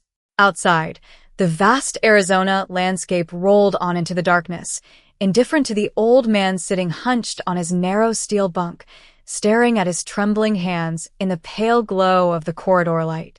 For 33 years, Vance had walked that very landscape as a free man, breathing the desert night air, enjoying the warmth of the morning sun, and resting comfortably in the belief that the past was a closed book, buried deep beneath the arid earth of Phoenix. But in the quiet isolation of his maximum security cell, the grand illusion had utterly vanished. The respectable facade of the devoted grandfather, the neighborhood volunteer, and the peaceful retiree had been completely torn to shreds, leaving behind only an aging murderer stripped of his name, his freedom, and the comfortable double life he had spent over 3 decades defending. In the heavy silence of the midnight hours, Vance was trapped in a psychological prison far more relentless than the iron bars surrounding him, a constant, looping nightmare of his own making. He could still vividly recall every fragment of that fateful July evening in 1993, the tense, suffocating air inside the victim's home, the sharp exchange of words that quickly spiraled out of control, and the cold, terrifying impulse that drove him to commit an act of unspeakable violence. He remembered the methodical, unnerving calm that had overtaken him immediately afterward as he moved through the quiet house, wiping away surfaces, checking for stray hairs, and staging the scene with deliberate, calculated misdirection. Leaving the bent brass compass resting on the dining table had been his crowning stroke of deception, a theatrical clue designed to send investigators chasing phantom leads toward the northern canyons for years. And for 33 long years, his gamble had worked perfectly. He had walked away into the night, built a pristine suburban existence, and watched with quiet, arrogant satisfaction as the case file grew cold and yellowed in a forgotten police archive. What Vance had never factored into his ruthless equation was the silent, unstoppable march of modern technology. He had foolishly assumed that because he had avoided leaving fingerprints and wiped away physical traces, he had achieved total immunity from the law.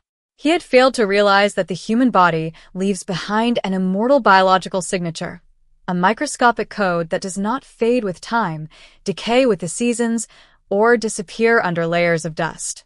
While he had spent decades attending family birthday parties, tending his immaculate garden, and earning the trust of his community, those tiny skin cells recovered from beneath the victim's fingernails had remained preserved in cold storage, waiting patiently for science to unlock their secrets. The emergence of forensic genetic genealogy had shattered his wall of lies in an instant, using advanced DNA sequencing and multi-generational family trees to transform a 30-year-old cold case into a mathematical certainty that pointed straight to his front door. Outside the heavy concrete walls of the penitentiary, the psychological aftermath of Vance's capture continued to weigh heavily on the Phoenix, suburban community he had once called home. The quiet, tree-lined cul-de-sac where he had resided for over 3 decades remained permanently marked by the shock of his arrest. Neighbors who had lived alongside Vance for years, people who had borrowed his tools, shared holiday meals, and trusted him to keep an eye on their homes, were left struggling with a deep, lingering sense of vulnerability and betrayal. The terrifying realization that a cold-blooded killer had lived right beside them for 33 years, waving politely every morning and tending his rose bushes without ever dropping his gentle mask, shattered their fundamental trust in the safety of suburban life. The neighborhood was forced to confront a dark and unsettling truth. The most terrifying monsters do not always hide in dark alleyways or distant shadows. Sometimes they wear the warm, familiar face of a trusted friend, living an ordinary life right in plain sight. Within the law enforcement community, the resolution of the Arizona 1993 cold case stood as a monumental triumph, sparking a major shift in how unsolved homicides were investigated across the entire Southwest. The successful deployment of familial DNA mapping and forensic genetic genealogy in Vance's case proved beyond a shadow of a doubt that time was no longer an absolute shield for violent criminals. Police departments across the region immediately launched comprehensive reviews of their cold case archives, pulling old boxes from dusty storage facilities and sending preserved biological evidence for modern sequencing. The case was quickly integrated into training programs for forensic investigators and homicide detectives nationwide, serving as a powerful demonstration of how patience, scientific advancement, and rigorous evidence preservation could tear through even the most carefully constructed cover-ups. The message broadcast to every hidden perpetrator living a comfortable, secret life was clear, resounding, and terrifying. The clock was ticking, the shield of time was broken, and the past was no longer a safe place to hide. Meanwhile, the surviving family members of the victim continued their quiet, courageous journey toward healing, anchored in the complete victory of truth over decades of painful obscurity. The Memorial Foundation established in her honor grew steadily, providing critical funding for advanced DNA testing in neglected cold cases, while offering vital emotional support networks to families enduring the torturous uncertainty of unresolved violent crimes. The empty space at their family table could never be filled, nor could 33 stolen years ever be restored to them. Yet, the heavy, suffocating cloud of mystery that had hung over their lives since that dark July night in 1993 had finally lifted forever. They no longer had to live with the agonizing questions of who had stolen her future, or whether her killer was out there enjoying a long, peaceful life without consequence. The truth had been brought into the light, proven in a court of law, and sealed permanently behind prison steel. As months turned into years, the physical environment of the 1993 crime scene slowly merged back into the sprawling, bustling landscape of the growing Phoenix metropolis, but the extraordinary story of the Arizona 1993 cold case solved, double life shattered by new arrest, remained permanently etched into the annals of modern American criminology. The suburban home where the tragedy occurred was eventually sold, remodeled, and filled with new life, its updated interior and redesigned yard scrubbing away the tangible markers of that tragic evening. Yet, the narrative itself survived as a towering, unassailable monument to human resilience, technological innovation, and the relentless pursuit of justice. It stood as a permanent, echoing warning across the sun-baked desert.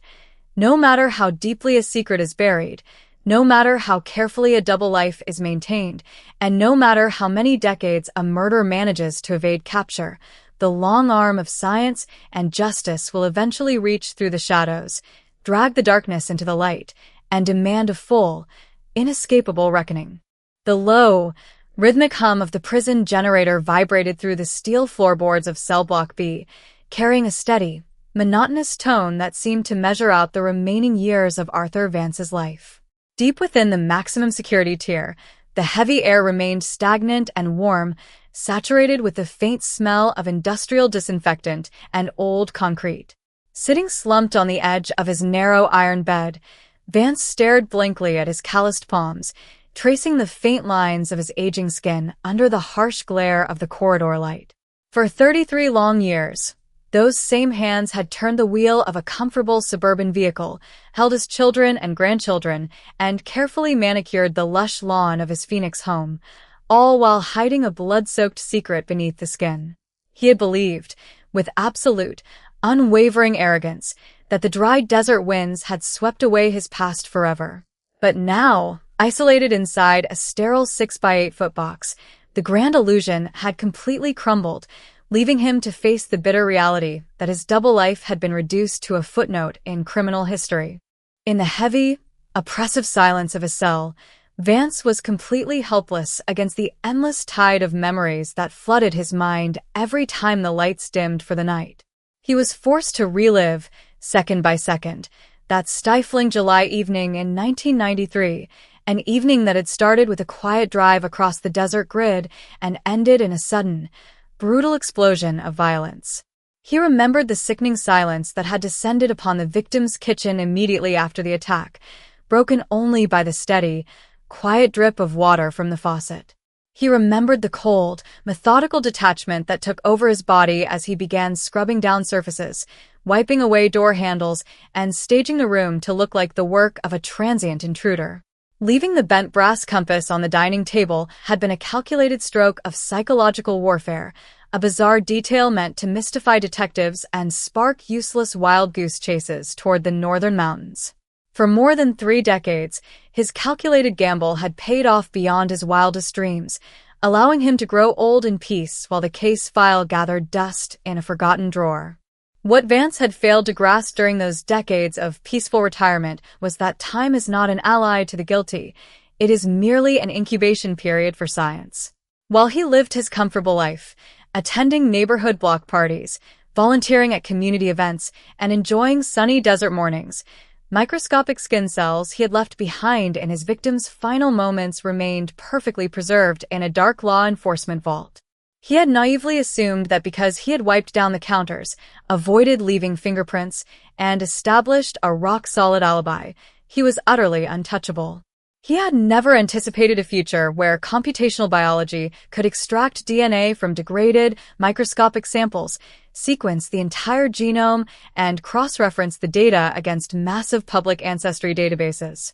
The very digital age he had casually observed from his armchair had quietly built an invisible, inescapable net, weaving together multi-generational family trees until his specific genetic signature burned brightly on a detective's computer screen. Outside the razor-wire fences of the penitentiary, the psychological wake of Vance's arrest continued to disturb the quiet suburban community where he had hidden in plain sight. The peaceful, sun-drenched cul-de-sac that had served as his fortress for 33 years remained a focal point of dark fascination for local residents and true crime journalists. Neighbors who had lived alongside him, people who had borrowed his lawnmower, shared coffee on his porch, and watched his family grow, were left grappling with a deep, permanent sense of betrayal and lingering paranoia. The terrifying realization that a cold-blooded murderer had lived mere feet away for decades, waving politely every morning and tending his rose bushes without ever dropping his soft-spoken mask, shattered the community's fundamental belief in suburban safety. It proved to everyone in that quiet neighborhood that evil does not always wear a terrifying grin or hide in dark alleyways. Sometimes it wears a freshly pressed shirt, carries a friendly smile, and lives right next door for 30 years. For law enforcement agencies across Arizona and the southwestern United States, The resolution of the 1993 cold case stood as a historic turning point, sparking a sweeping overhaul of how unsolved violent crimes were handled. The successful conviction of Arthur Vance through advanced forensic genetic genealogy demonstrated that no cold case was truly dead, regardless of how many decades had elapsed or how cold the leads had gone. Police departments and sheriff's offices across the region immediately launched major audits of their cold case vaults, retrieving yellowed folders and pulling preserved evidence from storage lockers to be submitted for cutting-edge DNA sequencing. The Arizona case was quickly adopted as a landmark training module in police academies across the country, serving as a powerful lesson in evidence preservation, genealogical research, and relentless investigative effort. The message broadcast to lingering fugitives living comfortable, hidden lives was loud, clear, and terrifying. Time was no longer a shield, the past was no longer safe, and science would eventually come knocking. Meanwhile, the surviving family members of the victim continued their quiet, courageous journey toward healing, grounded in the ultimate victory of truth over decades of painful obscurity. The charitable foundation created in her honor flourished, providing crucial financial assistance for forensic testing in neglected cold cases while offering vital emotional support networks to families enduring the agonizing uncertainty of unsolved violent crimes. The empty chair at their holiday table could never be filled, nor could 33 stolen years ever be returned to them. Yet, the heavy, suffocating cloud of mystery that had hung over their lives since that dark July night in 1993 had finally lifted forever. They no longer had to endure the tormenting questions of who had taken her life or whether her killer was out there enjoying a long, peaceful retirement. The truth had been spoken in court, verified by science, and locked away permanently behind heavy prison steel. As the years began to march forward, the physical environment of the 1993 crime scene slowly merged back into the vast, bustling expansion of the Phoenix metropolitan area, but the extraordinary narrative of the Arizona 1993 cold case solved, double life shattered by new arrest, remained permanently etched into the history of modern American justice. The suburban house where the tragedy occurred was eventually sold, renovated, and filled with new life, its freshly painted walls and updated garden scrubbing away the tangible markers of that dark night. Yet, the story itself survived as a towering, unassailable monument to human perseverance, technological progress, and the unyielding pursuit of justice. It stood as a permanent, echoing warning across the sun-baked desert. No matter how deeply a secret is buried, no matter how carefully a double life is constructed, and no matter how many decades a murderer manages to evade capture, the long arm of science and justice will eventually reach through the shadows, drag the darkness into the light, and demand a full, inescapable reckoning. The heavy, rhythmic clanking of keys against the iron railing echoed down the concrete corridor of Cell Block B, breaking the stifling silence that clung to Arthur Vance's isolated cell like a heavy, suffocating fog. Outside the thick, windowless walls of the maximum security facility, the searing Arizona heat beat down relentlessly on the surrounding desert, baking the earth just as it had on that fateful night in July 1993. Sitting motionless on the edge of his narrow steel cot, Vance stared intently at the pale, liver-spotted skin of his forearms, tracing the thin blue veins that pulsed beneath his paper-thin skin. For 33 years, he had moved through the world as a quiet, respected figure, taking pride in his immaculate lawn, his dutiful involvement in local community events, and the calm demeanor that earned him the genuine affection of his neighbors. He had built an enviable life on a foundation of absolute silence, convinced that time had swallowed his darkest act and buried it deep beneath the sun-bleached soil of the Phoenix Basin. But sitting in the stark, fluorescent glare of his cell, the grand illusion had completely vanished, leaving him to confront the terrifying reality that his double life had been systematically dismantled, exposure after exposure, until nothing remained of his carefully curated identity. In the dead of night, when the prison block settled into a tense, uneasy quiet, Vance was entirely powerless against the relentless flood of memories that invaded his mind. He found himself reliving every fleeting second of that distant summer evening in 1993, an evening that had started with a quiet drive down a suburban street and concluded in a sudden, catastrophic act of violent betrayal. He remembered the heavy, air-conditioned silence of the victim's living room, the sharp, rising tension of their private argument, and the horrifying, irreversible sequence of events that ended her life on the kitchen floor. He recalled with chilling clarity the ice-cold detachment that took over his mind immediately afterward as he systematically swept through the house, wiping down counter surfaces, checking door handles, and staging the crime scene to divert attention away from his secret life. Leaving the bent brass pocket compass on the dining room table had been a calculated stroke of psychological theater, a deliberate piece of misdirection intended to send investigators chasing phantom leads toward the northern canyons for decades. For more than 30 years, his arrogant gamble had succeeded beyond measure, allowing him to grow old in comfortable suburban comfort while the case file gathered dust in a dark basement archive. What Vance had failed to comprehend throughout those decades of peaceful retirement was that time is not a shield for the guilty. It is merely an incubation period for scientific progress. While he enjoyed family dinners, watched his grandchildren grow, and tended his backyard garden, microscopic skin cells he had left behind beneath the victim's fingernails remained frozen in time inside a temperature-controlled evidence vault. He had naively assumed that because he had wiped down surfaces, avoided leaving fingerprints, and established a rock-solid alibi, he was completely beyond the reach of the law. He had never envisioned a future where advanced computational biology could extract genetic material from degraded, 30-year-old biological scrapings, sequence the complex DNA strands, and cross-reference the resulting profile against public ancestral databases spanning millions of individuals. The very digital age he had casually watched unfold from his living room television had quietly constructed an inescapable, high-tech trap, mapping out his multi-generational family tree until his specific biological identity burned brightly on a lead investigator screen. Beyond the high concrete perimeter walls and razor-wire fences of the state penitentiary, the ongoing psychological aftermath of Vance's arrest continued to rattle the quiet Phoenix suburb he had once called home. The tree-lined cul-de-sac that had served as his peaceful sanctuary for over 3 decades remained a site of profound trauma and morbid curiosity for local residents and true crime journalists alike.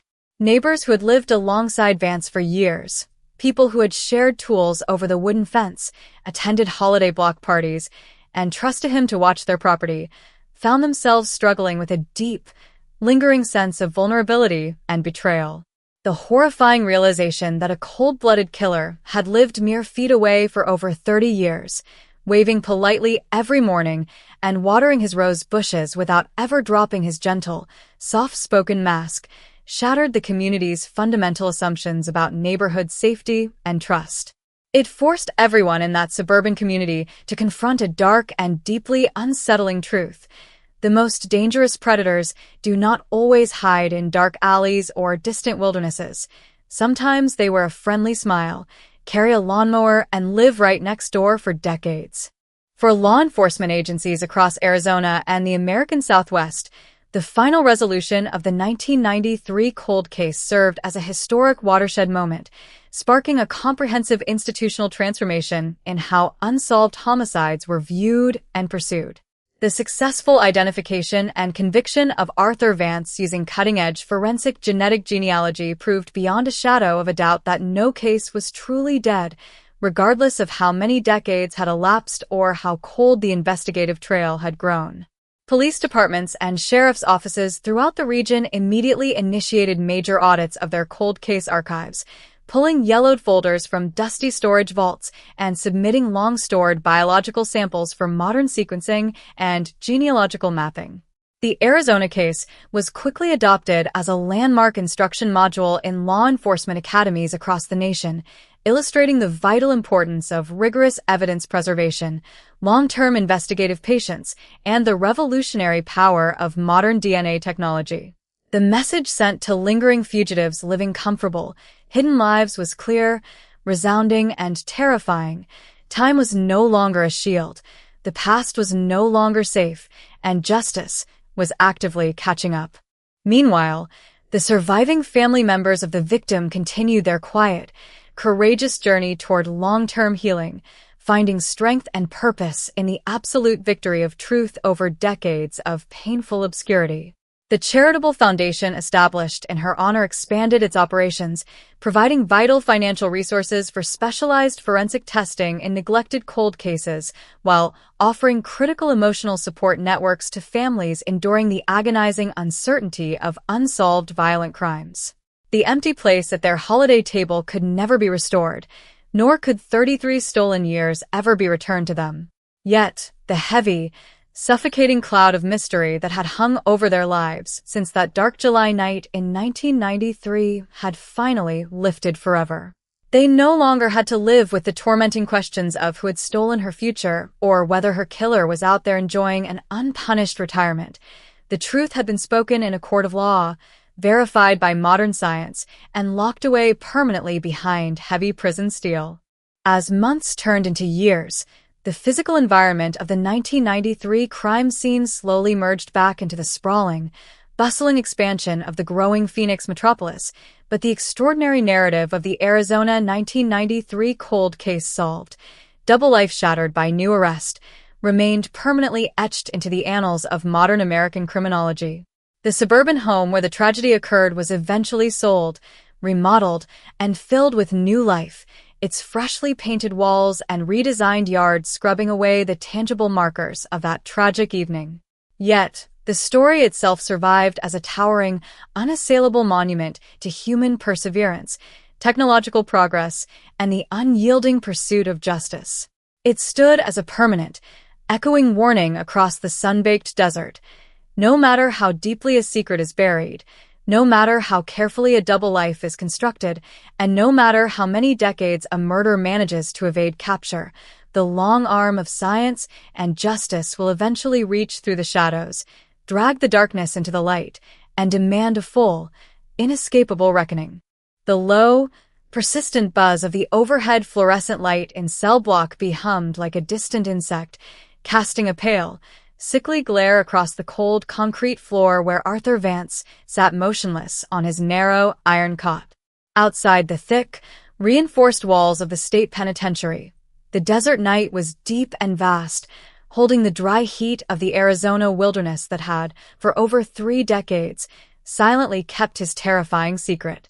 In the heavy stillness of the late hours, Vance stared down at his withered hands that had once been welcomed with warm handshakes at church functions, hands that had built garden trellises and embraced grandchildren, but hands that were now indelibly marked by the law as the tools of a calculated, cold-blooded murder. The grand facade that had protected him through 33 years of peaceful suburban life was completely gone. In its place remained only the stark, unyielding truth of a long-buried crime finally dragged into the unforgiving light of modern justice. For hours on end, surrounded by the sterile gray walls of his isolation cell, Vance was forced into an unbroken, solitary confrontation with the memory of that July night in 1993. The passage of time had done nothing to dim the sharp, vivid details of the kitchen where a life had been violently extinguished. He remembered the quiet hum of the air conditioner, the rising heat of an argument that broke through years of hidden tension, and the sudden, brutal actions that left his victim lifeless on the floor. He remembered the eerie composure that had settled over him in the immediate aftermath as he methodically wiped down surfaces, staged the scene to suggest an uninvited intruder, and placed the bent brass pocket compass on the dining table, a strange, theatrical clue designed to send investigators down endless false trails toward the northern canyons. For more than 30 years, that calculated misdirection had worked precisely as planned, allowing him to slip back into his ordinary life, wear the comfortable mask of a respected community member, and grow old while the official case file lay dormant in a dusty archive box. What Vance had never anticipated during those long decades of comfortable silence was that science would eventually rewrite the rules of criminal investigation. He had naively assumed that because he had avoided leaving fingerprints, wiped the counters clean, and maintained a flawless public reputation, he was entirely immune to discovery. He had failed to comprehend that human tissue leaves behind a microscopic biological signature, an immortal genetic code that does not degrade, fade, or disappear with the passing of years. The minuscule fragments of skin cells recovered from beneath the victim's fingernails had remained safely preserved in cold storage, waiting quietly through decades of technological progress. When forensic genetic genealogy merged advanced DNA sequencing with public ancestry databases, the multi-generational web tightened around his name with cold, mathematical precision, shattering his long-held belief that time was an absolute shield against accountability. Outside the heavy steel gates of the penitentiary, the community of suburban Phoenix continued to process the profound psychological shockwaves of Vance's arrest and conviction. The quiet, manicured cul-de-sac where he had resided for over 30 years remained forever altered by the revelation of his double life. Neighbors who had lived alongside him, sharing backyard conversations, exchanging holiday greetings, and relying on him as a trusted fixture of the neighborhood, were left to grapple with an enduring sense of betrayal and heightened paranoia. The horrifying truth that a ruthless killer had lived right beside them for more than 3 decades, tending his yard and offering polite smiles without ever betraying a single hint of guilt, stripped away the comforting illusion of suburban security. The case became a permanent, chilling reminder that profound evil does not always operate from the shadows. Sometimes it wears a sweater, tends a rose garden, and walks among ordinary people completely unnoticed. For law enforcement agencies across the Southwest and across the nation, the ultimate resolution of the Arizona 1993 case stood as an extraordinary milestone in modern criminology. The successful identification, arrest, and conviction of Arthur Vance provided an undeniable blueprint for solving historical cold cases through the power of advanced forensic science. Police departments across the region immediately accelerated their efforts to audit dormant homicide archives, retrieving preserved physical evidence from decades past to undergo modern genetic sequencing. The case was formally incorporated into investigative training programs nationwide, demonstrating to new generations of detectives that no case is ever truly hopeless as long as biological evidence is carefully preserved. It delivered an unmistakable, terrifying message to hidden perpetrators everywhere who believed they had successfully outrun their pasts. The clock is relentlessly ticking, the shield of time has been broken, and the truth will eventually find its way to the surface. For the surviving family members of the victim, the conclusion of the legal proceedings brought a long-sought, profound sense of dignity and peace, though the deep scars left by 33 years of agonizing uncertainty could never be fully erased. The charitable foundation created in her honor expanded its vital work, providing essential funding for forensic testing in overlooked cold cases and offering compassionate support to families enduring the painful fog of unsolved violent crimes. The empty seat at their family gatherings could never be filled, nor could the decades of lost memories ever be restored. Yet, the heavy, suffocating weight of mystery that had shadowed their lives since that dark July night in 1993 was finally lifted forever. They no longer had to wonder who had stolen her future or whether her killer was living a comfortable, unpunished life. The truth had been spoken, verified by science, and sealed permanently behind prison walls. As the physical footprint of the 1993 crime scene gradually faded into the expanding suburban sprawl of Phoenix, the story of the Arizona 1993 cold case solved, double life shattered by new arrest, remained permanently etched into the history of American justice. The house where the tragedy occurred was eventually sold and renovated, its interior updated, and its garden redesigned, scrubbing away the physical remnants of that dark night. Yet, the narrative itself survived as an unassailable monument to human perseverance, technological innovation, and the unyielding pursuit of truth. It stood as a timeless, echoing warning across the sun-baked desert. No matter how deeply a secret is buried, no matter how carefully a double life is maintained, and no matter how many decades a killer manages to evade capture, the long arm of science and justice will eventually reach through the darkness, drag the hidden truth into the light, and demand a full, inescapable reckoning. The faint, Metallic echo of prison keys rattling against the steel bars of cell block B signaled another shift change inside the maximum security facility, an empty rhythm that marked the unrelenting crawl of time for Arthur Vance. Outside the thick concrete structure, the scorched Arizona sky faded into a deep, pitch-black night, enveloping the vast desert wilderness that had kept his darkest secrets buried for more than 33 years. Sitting on the edge of his narrow iron cot, Vance stared intently at his trembling, calloused hands that had once been welcomed with warm handshakes at church functions, hands that had built garden trellises and held his grandchildren, but hands that were now recorded in court archives as the instruments of an unspeakable murder. The grand facade that had protected him through decades of peaceful suburban life had completely disintegrated, leaving him to face the stark, unyielding reality of a cold case finally dragged into the light of modern justice. For hours on end, surrounded by the sterile gray walls of his isolation cell, Vance was forced into a solitary confrontation with the ghost of that July night in 1993. The passage of time had done nothing to dim the sharp, vivid details of the kitchen where a life had been violently extinguished. He remembered the quiet hum of the air conditioner, the rising heat of an argument that broke through years of hidden tension, and the sudden, brutal actions that left his victim lifeless on the floor. He remembered the eerie composure that had settled over him in the immediate aftermath as he methodically wiped down surfaces, staged the scene to suggest an uninvited intruder, and placed the bent brass pocket compass on the dining table, a strange, theatrical clue designed to send investigators down endless false trails toward the northern canyons. For more than 30 years, that calculated misdirection had worked precisely as planned, allowing him to slip back into his ordinary life, wear the comfortable mask of a respected community member, and grow old while the official case file lay dormant in a dusty archive box. What Vance had never anticipated during those long decades of comfortable silence was that science would eventually rewrite the rules of criminal investigation. He had naively assumed that because he had avoided leaving fingerprints, wiped the counters clean, and maintained a flawless public reputation, he was entirely immune to discovery.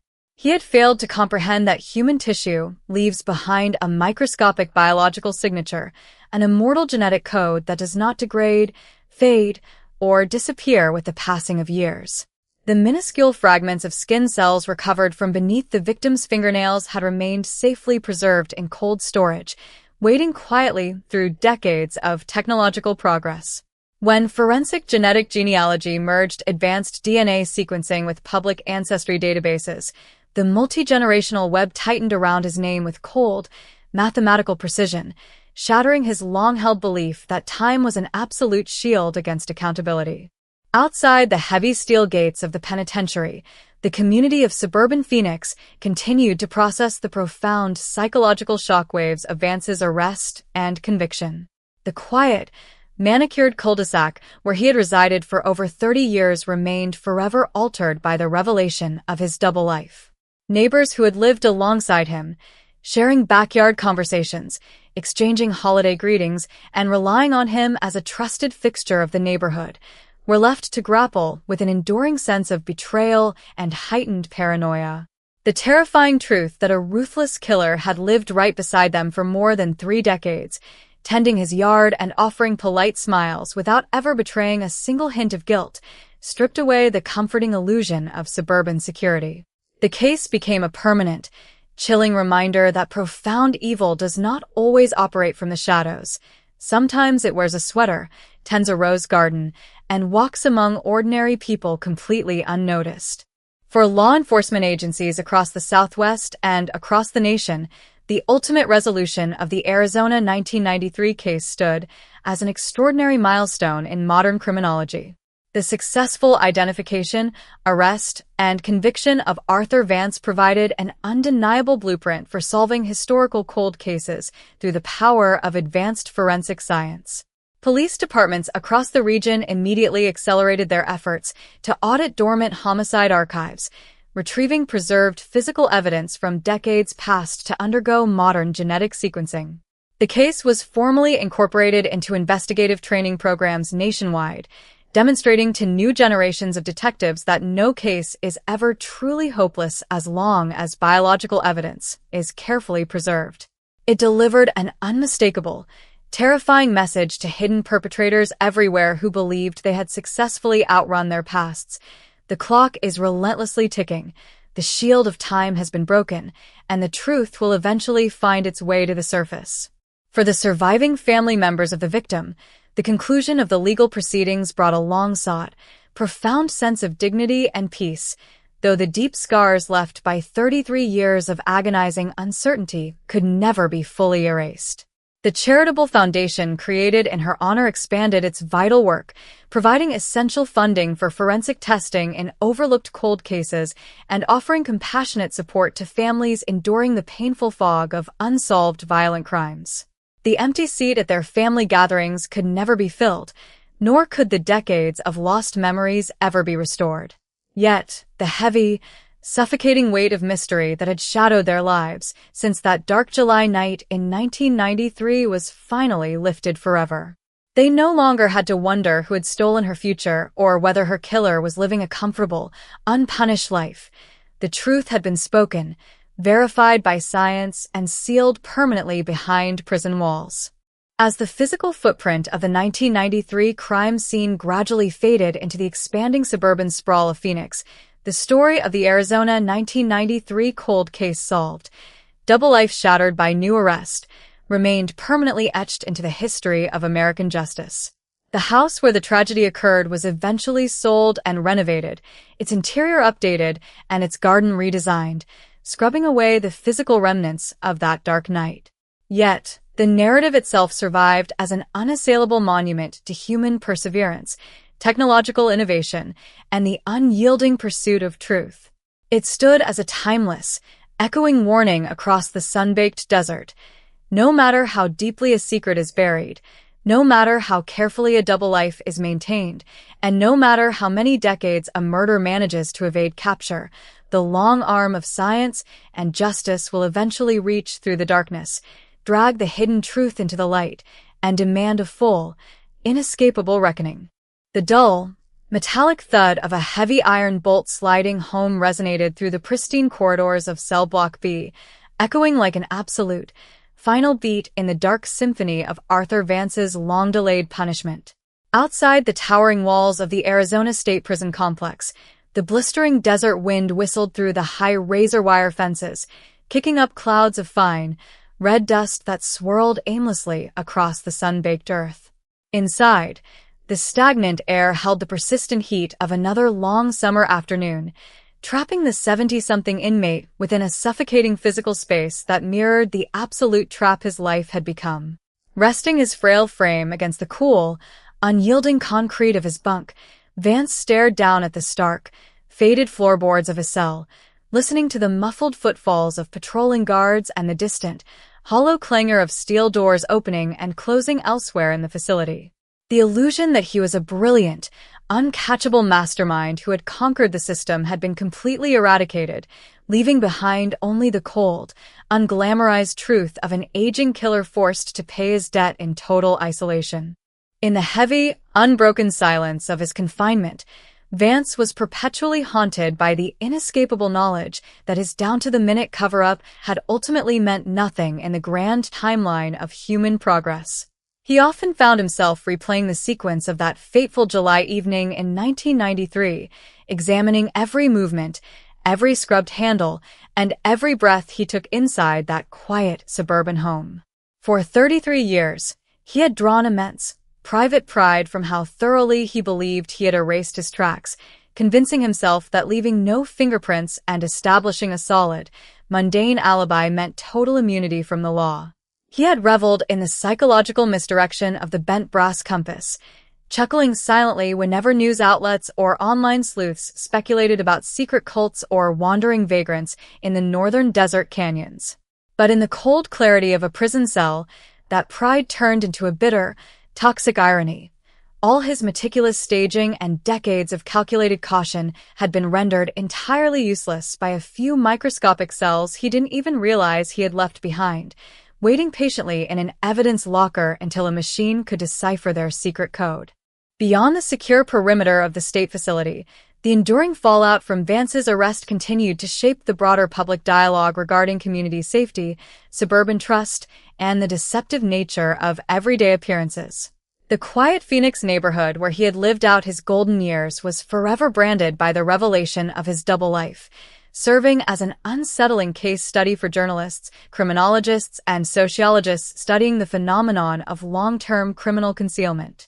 Families who had lived next door to Vance for decades, neighbors who had shared gardening advice over wooden fences, attended annual neighborhood block parties, and entrusted him with their spare house keys, could no longer look at their peaceful surroundings through the same naive lens.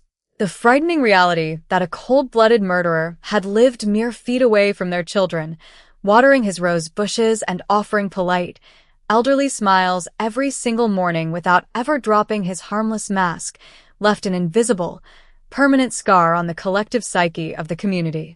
Within the realm of modern law enforcement and forensic science, the successful resolution of the 1993 Arizona cold case stood as a monumental testament to what could be achieved when persistent detective work was paired with cutting-edge genetic technology. The conviction of Arthur Vance using advanced forensic genetic genealogy became a cornerstone case study in investigative seminars across the country, prompting police departments in every major American city to re-examine their own archived evidence vaults. Dust-covered storage boxes containing clothing, weapons, and trace evidence from long-forgotten homicides dating back to the 1970s and 1980s were systematically cataloged, processed, and submitted for high-throughput DNA sequencing. The message reverberating through the criminal underworld was sharp, terrifying, and impossible to ignore. The temporal shield that many hidden fugitives relied upon was permanently shattered, and time was no longer an ally to those who believed their past crimes were safely buried. For the surviving family members of the victim, the finality of Vance's sentence provided a quiet, profound sense of dignity that had been stolen from them for more than 3 decades.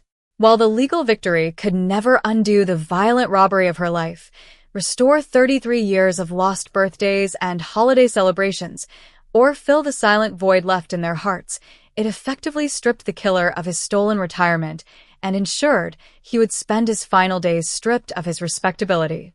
The foundation established in her honor continued to flourish, funding DNA testing for underprivileged cold case families and ensuring that her legacy was defined not by the violence of her death, but by the relentless pursuit of justice her story inspired. They no longer had to live with the tormenting, open-ended question of who had committed the dark act or whether her killer was out there enjoying the sun unpunished. The answer was written into public record, validated by science, and locked away behind steel and concrete forever. As the physical environment of the 1993 crime scene faded into the broader, ever-expanding grid of the Phoenix metropolitan sprawl, the narrative of the Arizona 1993 cold case solved, double life shattered by new arrest, remained permanently etched as a beacon of hope for families still waiting in the dark. The house where the murder occurred had long since been repainted, remodeled, and filled with new memories, effectively erasing the physical traces of that tragic July night. Yet, the story itself endured as an unassailable monument to human perseverance, technological evolution, and the unyielding weight of moral accountability. It served as a permanent, echoing warning across the sun-baked desert landscape. No matter how deeply a secret is buried beneath the sands of time, no matter how carefully a double life is maintained, and no matter how many decades a killer manages to outrun the law, the long, unyielding arm of science and justice will eventually reach through the shadows, drag the darkness into the light, and demand an absolute, inescapable reckoning. The sharp, echoing click of the guard's heavy leather boots against the polished linoleum floor served as the only metronome inside the maximum security tier of Cell Block B, counting down the sterile, hollow hours of Arthur Vance's permanent imprisonment. Outside the high, concrete perimeter walls topped with coils of gleaming razor wire, the relentless Arizona sun beat down upon the desert landscape, casting long, stark shadows across the arid earth that had silently guarded his darkest secret for over 3 decades. Inside the quiet confines of his cell, the suffocating heat lingered like an inescapable specter, forcing the 70-something inmate to sit motionless on his narrow iron bunk, staring blankly at the pale gray walls that now define the absolute boundaries of his existence. The grand, elaborate illusion of his life, the pristine suburban home, the manicured rose garden, the affectionate family gatherings, and the quiet respect of an entire neighborhood had been completely obliterated, leaving behind only the cold, unyielding reality of an unpunished murder that had finally caught up with him. 4 hours on end, in the deep, unbroken quiet of his solitary confinement, Vance found himself trapped inside a relentless mental loop, forced to re-examine every single detail of that fateful July evening in 1993. He could still remember the precise temperature of the desert air as he drove toward the victim's house, the tense, rising argument inside the kitchen that quickly spiraled out of control, and the swift, brutal act of violence that silenced her forever. He recalled the eerie, unnatural calm that had taken over his mind immediately afterward, guiding his hands as he meticulously wiped down counter surfaces, checked door handles, and carefully staged the scene to give the impression of a random, interrupted burglary. Leaving the bent brass pocket compass on the dining room table had been his crowning stroke of psychological manipulation, a bizarre, enigmatic clue designed to send investigators chasing phantom leads toward the northern desert canyons for decades. For 33 years, his arrogant gamble had succeeded beyond his wildest expectations. He had walked away into the night, built an immaculate suburban double life, and watched with quiet, sinister satisfaction as the official case file gathered dust in a forgotten police archive. What Vance had never factored into his ruthless equation was the silent, unstoppable march of modern technology.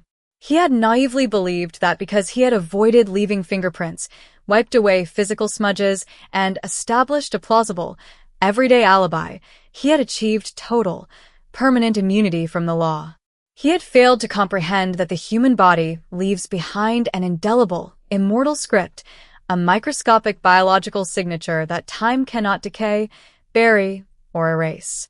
While he had spent decades attending family birthday parties, volunteering at community events, and enjoying a comfortable, sun-drenched retirement, those tiny skin cells recovered from beneath the victim's fingernails had remained safely preserved in a cold storage evidence vault, waiting patiently for science to unlock their secrets.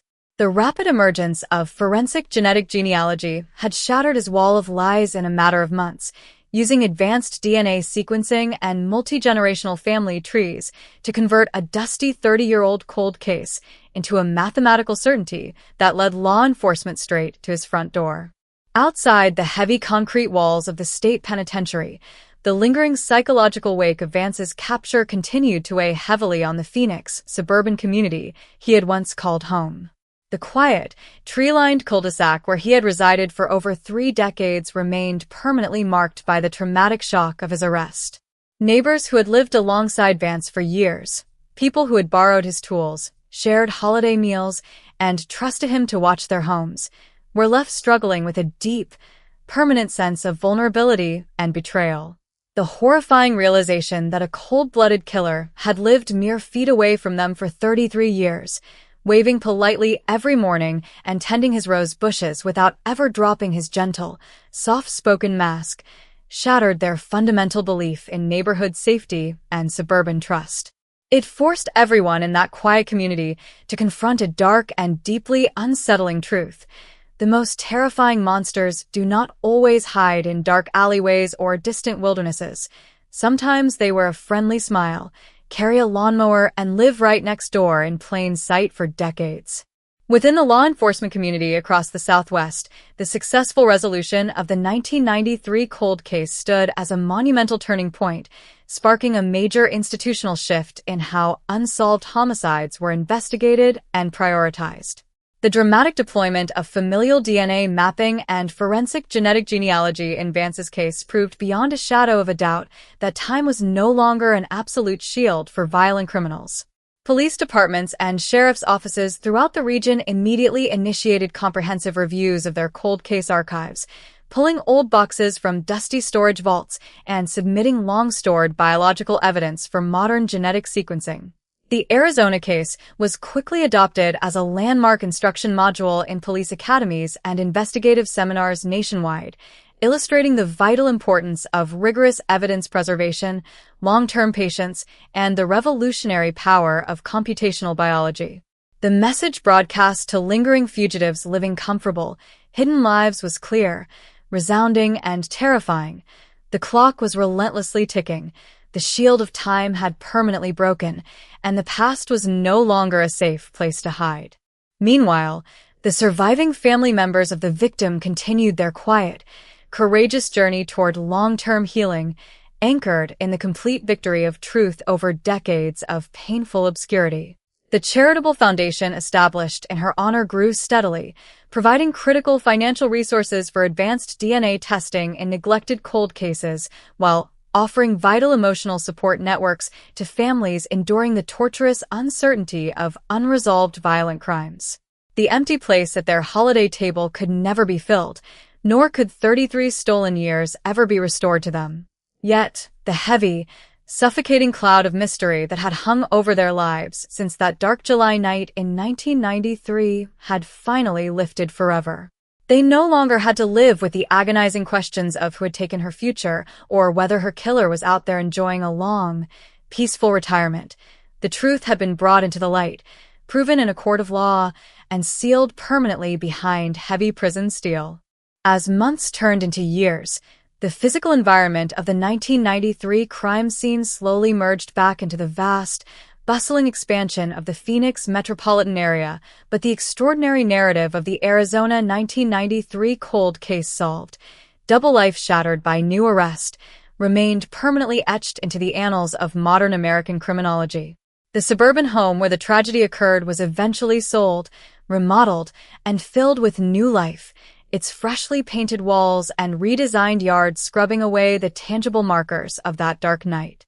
Yet, the story itself survived as a towering, unassailable monument to human perseverance, technological progress, and the unyielding pursuit of justice.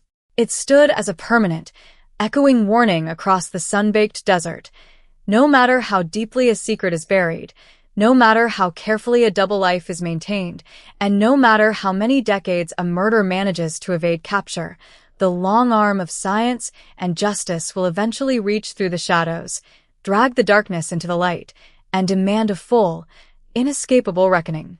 The slow, heavy buzz of the prison block transformer hummed through the concrete floor of cell block B, a monotonous, unbroken sound that marked the quiet passage of another night for Arthur Vance. Outside the high, windowless walls of the maximum security tier, the vast Arizona desert rolled out into the dark, silent and indifferent to the aging inmate sitting on his narrow, iron cot. For over 33 years, Vance had walked that very landscape as a free man, breathing the cool night air, enjoying the warmth of the morning sun, and resting comfortably in the arrogant belief that the desert soil had absorbed his crime forever. But inside the sterile walls of his prison cell, the grand illusion had utterly vanished. The respectable facade of the devoted grandfather, the neighborhood volunteer, and the quiet retiree had been stripped away completely, leaving behind only an aging murderer confronted by the absolute destruction of his double life. In the heavy silence of his solitary confinement, Vance found himself locked in a relentless mental loop, forced to re-examine every single detail of that fateful July evening in 1993. He remembered the stifling heat that clung to the air, the sharp, rising tension inside the victim's kitchen, and the sudden, violent act that permanently altered the course of his existence.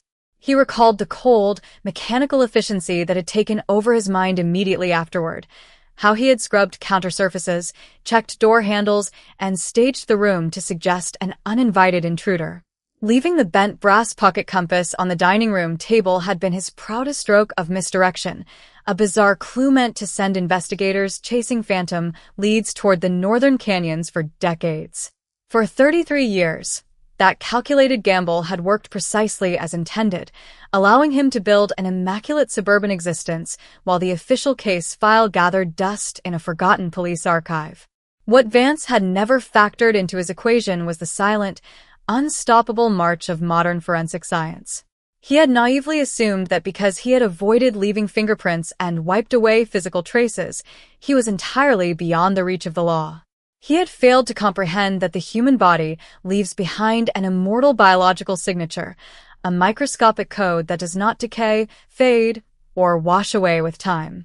While he had spent decades attending family birthday parties, tending his immaculate rose bushes, and earning the trust of his community, those microscopic skin cells recovered from beneath the victim's fingernails had remained safely preserved in a cold storage evidence locker.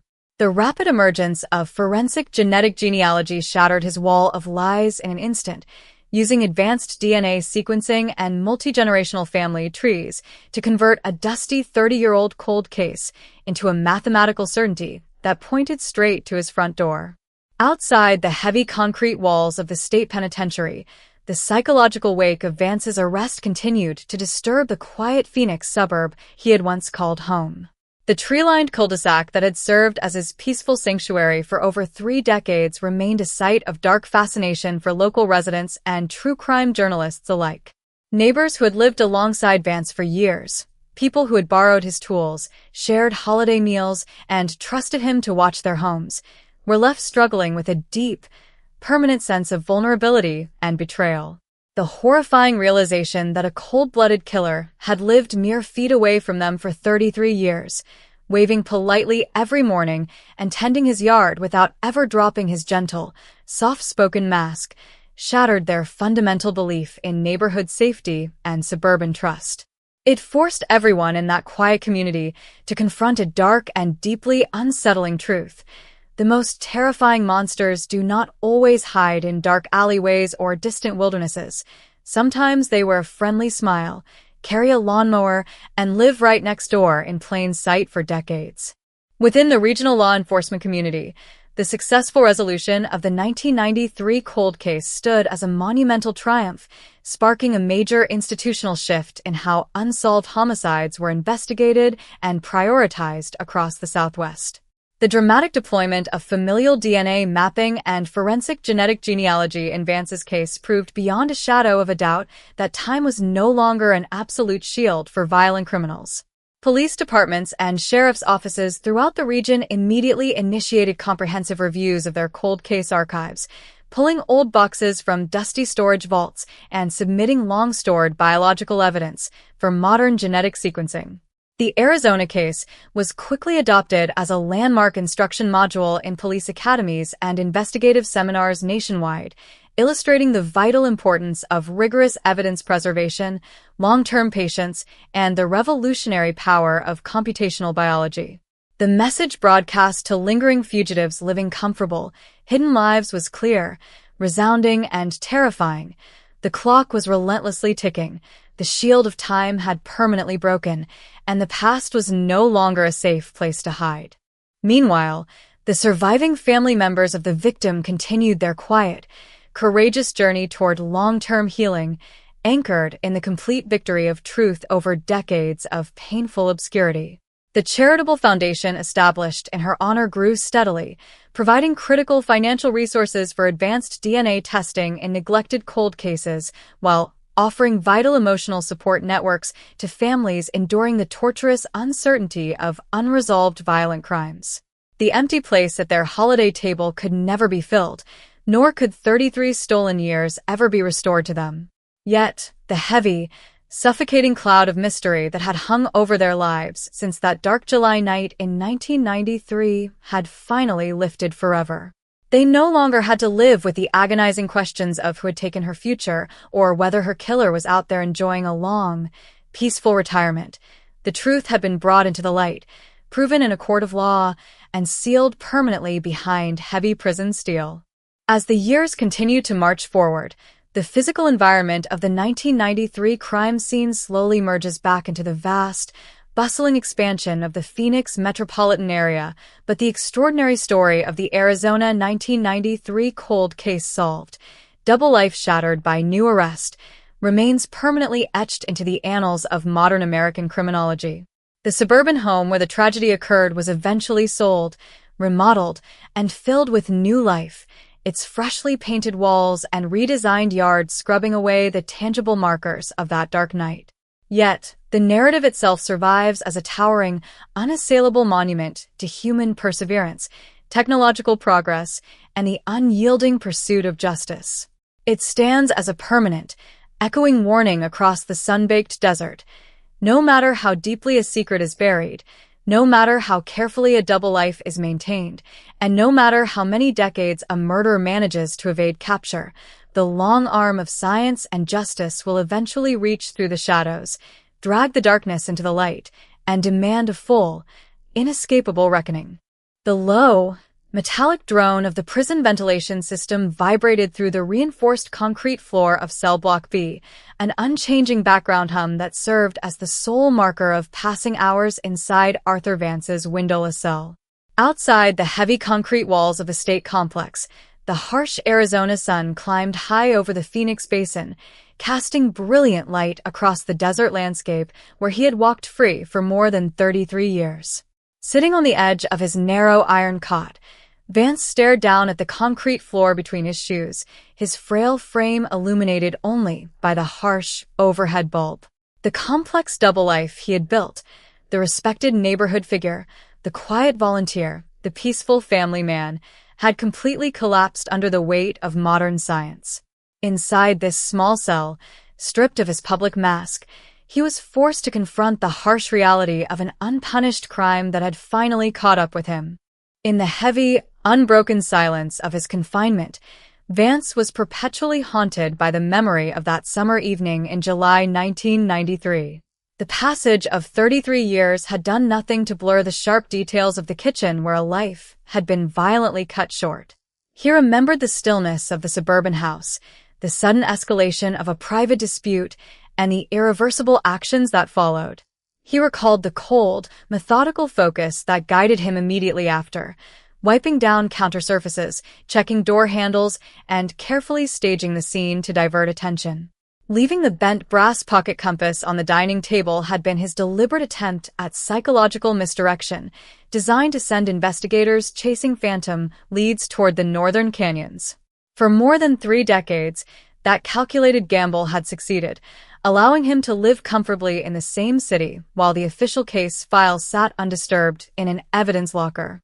What Vance had never anticipated during those long decades of silent retirement was that scientific progress would eventually dismantle his perfect cover-up. He had naively believed that because he avoided leaving fingerprints and maintained a quiet, unremarkable routine, he was permanently beyond the reach of law enforcement. He had failed to realize that microscopic human tissue leaves behind a permanent genetic code, an immortal signature that does not fade or degrade with time. While he went about his daily life, tending his yard and attending family gatherings, tiny skin cells recovered from beneath the victim's fingernails remained frozen in time inside a temperature-controlled vault. When forensic genetic genealogy combined advanced DNA sequencing with public genealogical databases, the multi-generational web closed around him with mathematical certainty, turning a cold 30-year-old mystery into an undeniable lead that brought officers directly to his door. Beyond the perimeter fences of the facility, the impact of Vance's arrest continued to resonate throughout the quiet Phoenix suburb he had inhabited for decades. The tree-lined cul-de-sac where he had lived out his golden years remained marked by the revelation of his double life. Neighbors who had shared fence-line conversations, exchanged holiday pleasantries, and trusted him as a fixture of the community were left to contend with a lingering sense of shock and betrayal. The realization that a violent criminal had lived mere feet away for over 30 years, watering his rose bushes and waving politely every morning without ever dropping his calm demeanor, shattered the neighborhood's long-held sense of safety. It served as a stark reminder that severe wrongdoing does not always originate from distant threats. Sometimes it hides behind a gentle smile and an ordinary suburban routine. For law enforcement agencies across Arizona and the American Southwest, the resolution of the 1993 homicide represented a major milestone in cold case investigation. The successful use of genetic genealogy to identify and convict Vance demonstrated that time is no longer a shield for those attempting to evade justice. Police departments across the region immediately launched audits of their cold case archives, pulling long-stored physical evidence from vaults and submitting biological samples for modern sequencing. The case was integrated into investigative training programs nationwide, illustrating the vital importance of proper evidence preservation and the powerful capabilities of modern computational biology. The outcome sent a clear and frightening message to individuals living with hidden pasts. The window of concealment has closed, and long unsolved cases can now be reopened with unmatched precision. For the surviving family members of the victim, the legal conclusion provided a profound sense of dignity and relief after 33 years of painful uncertainty. The charitable foundation created in her memory expanded its efforts, helping to fund specialized DNA testing for neglected cold cases while offering guidance to families navigating the emotional burden of unsolved crimes. The empty place at their family gatherings could never be restored, nor could the lost decades be returned. However, the heavy weight of mystery that had shadowed their lives since that July night in 1993 was finally lifted. They no longer had to wonder who had taken her life or whether the perpetrator was living an unpunished existence. The truth had been officially recorded, verified by science, and locked away behind prison walls. As the years continue to move forward, the physical location of the 1993 crime scene has gradually integrated back into the growing Phoenix metropolis, but the narrative of the Arizona 1993 cold case solved, double life shattered by new arrest, remains a landmark story in modern forensic history. The suburban home where the tragedy took place was eventually sold and renovated, its updated exterior erasing the visible traces of that dark evening.